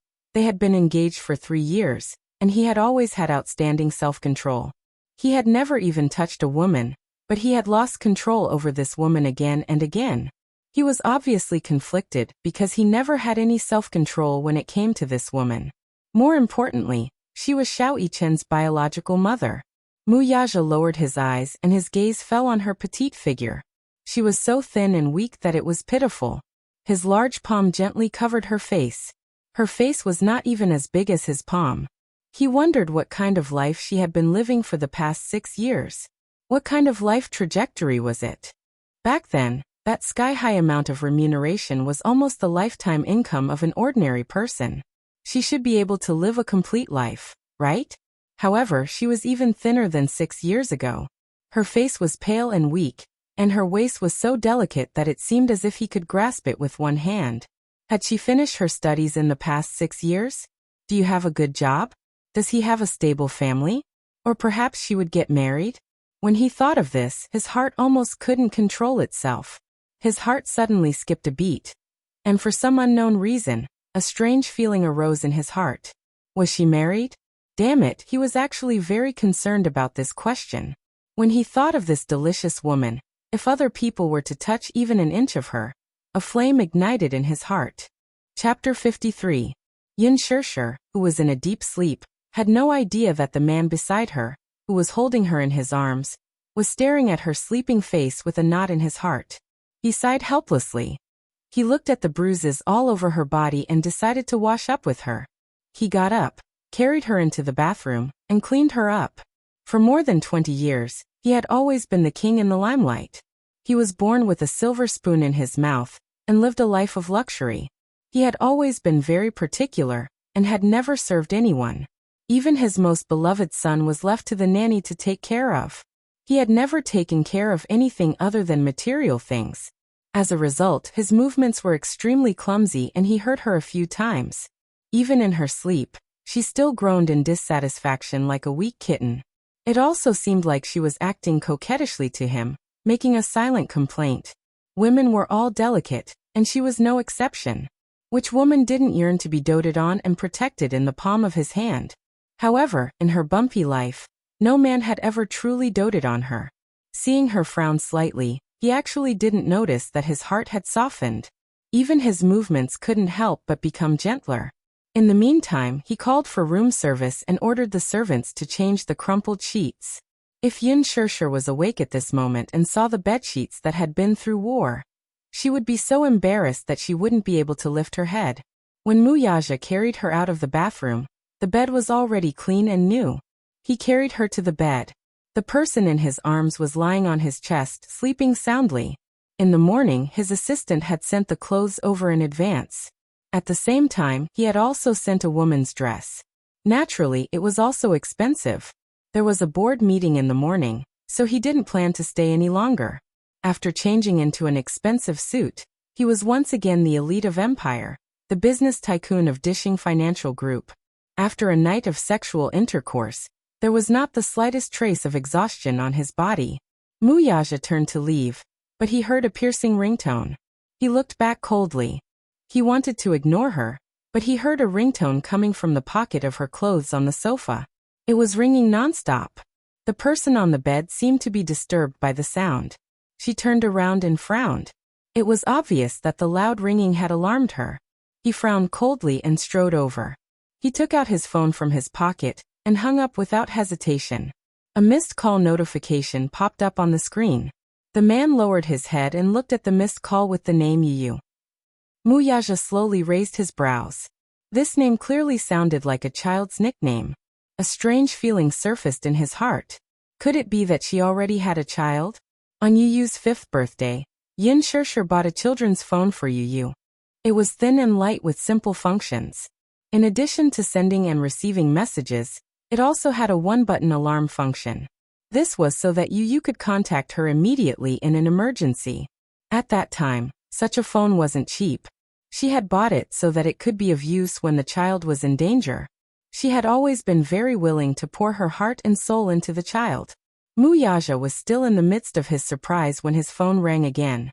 The words Yu appeared on the screen again. Chapter 54. Yu appeared on the screen again. This time he didn't hang up but answered the call. The moment the call went through, the little guy's soft voice could be heard. "Oh, Mommy, where are you? You can't find you, Mommy."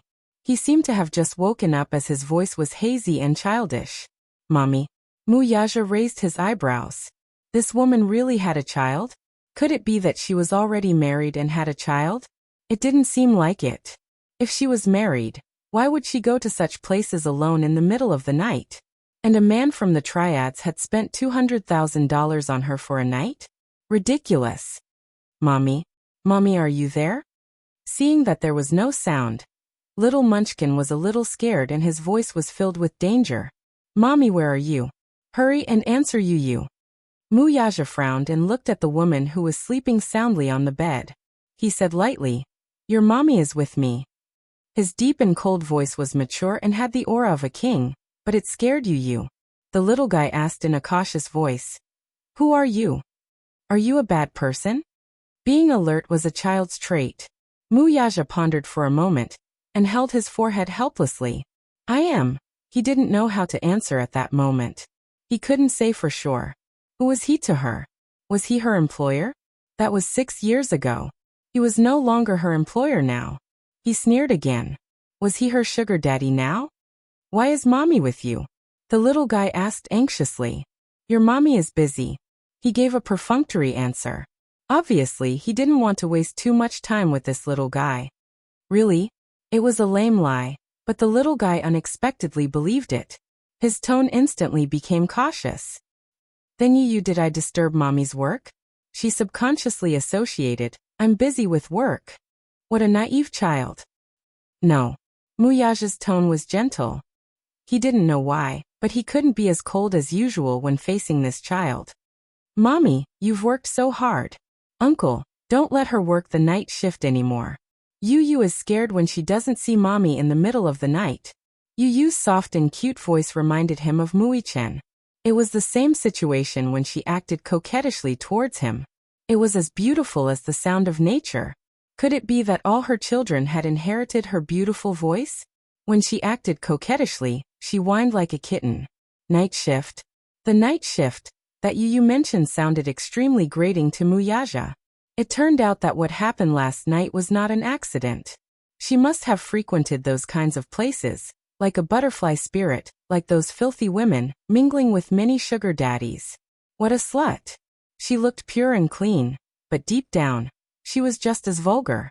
However, he couldn't bear to brush off the child on the phone with a cold attitude.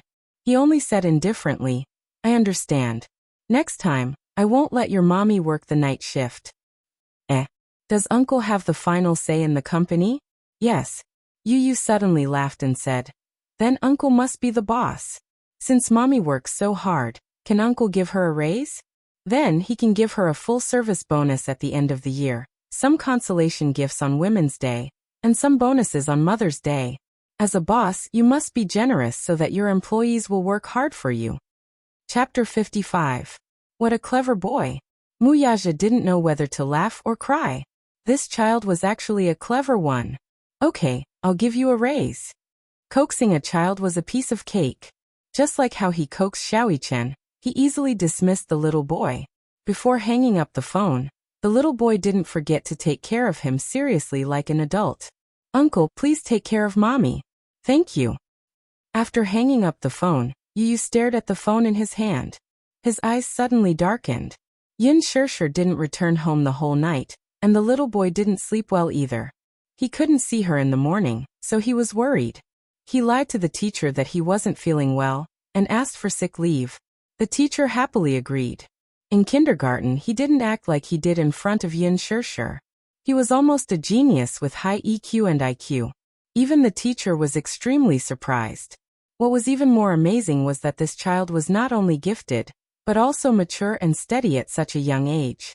Although he was no different from a 5-year-old child in front of Yin Shirshir, he had no intention of hiding it in front of the teachers and students.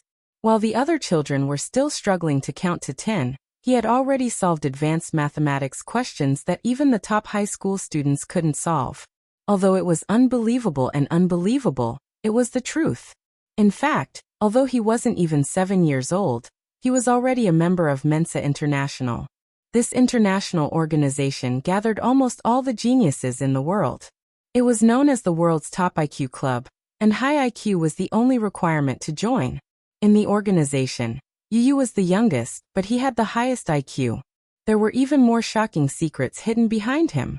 However, Yu usually didn't reveal his talents because Mommy liked his warm and cute side. If possible, he wanted to be Mommy's little god of warmth for the rest of his life. After hanging up the phone, he frowned.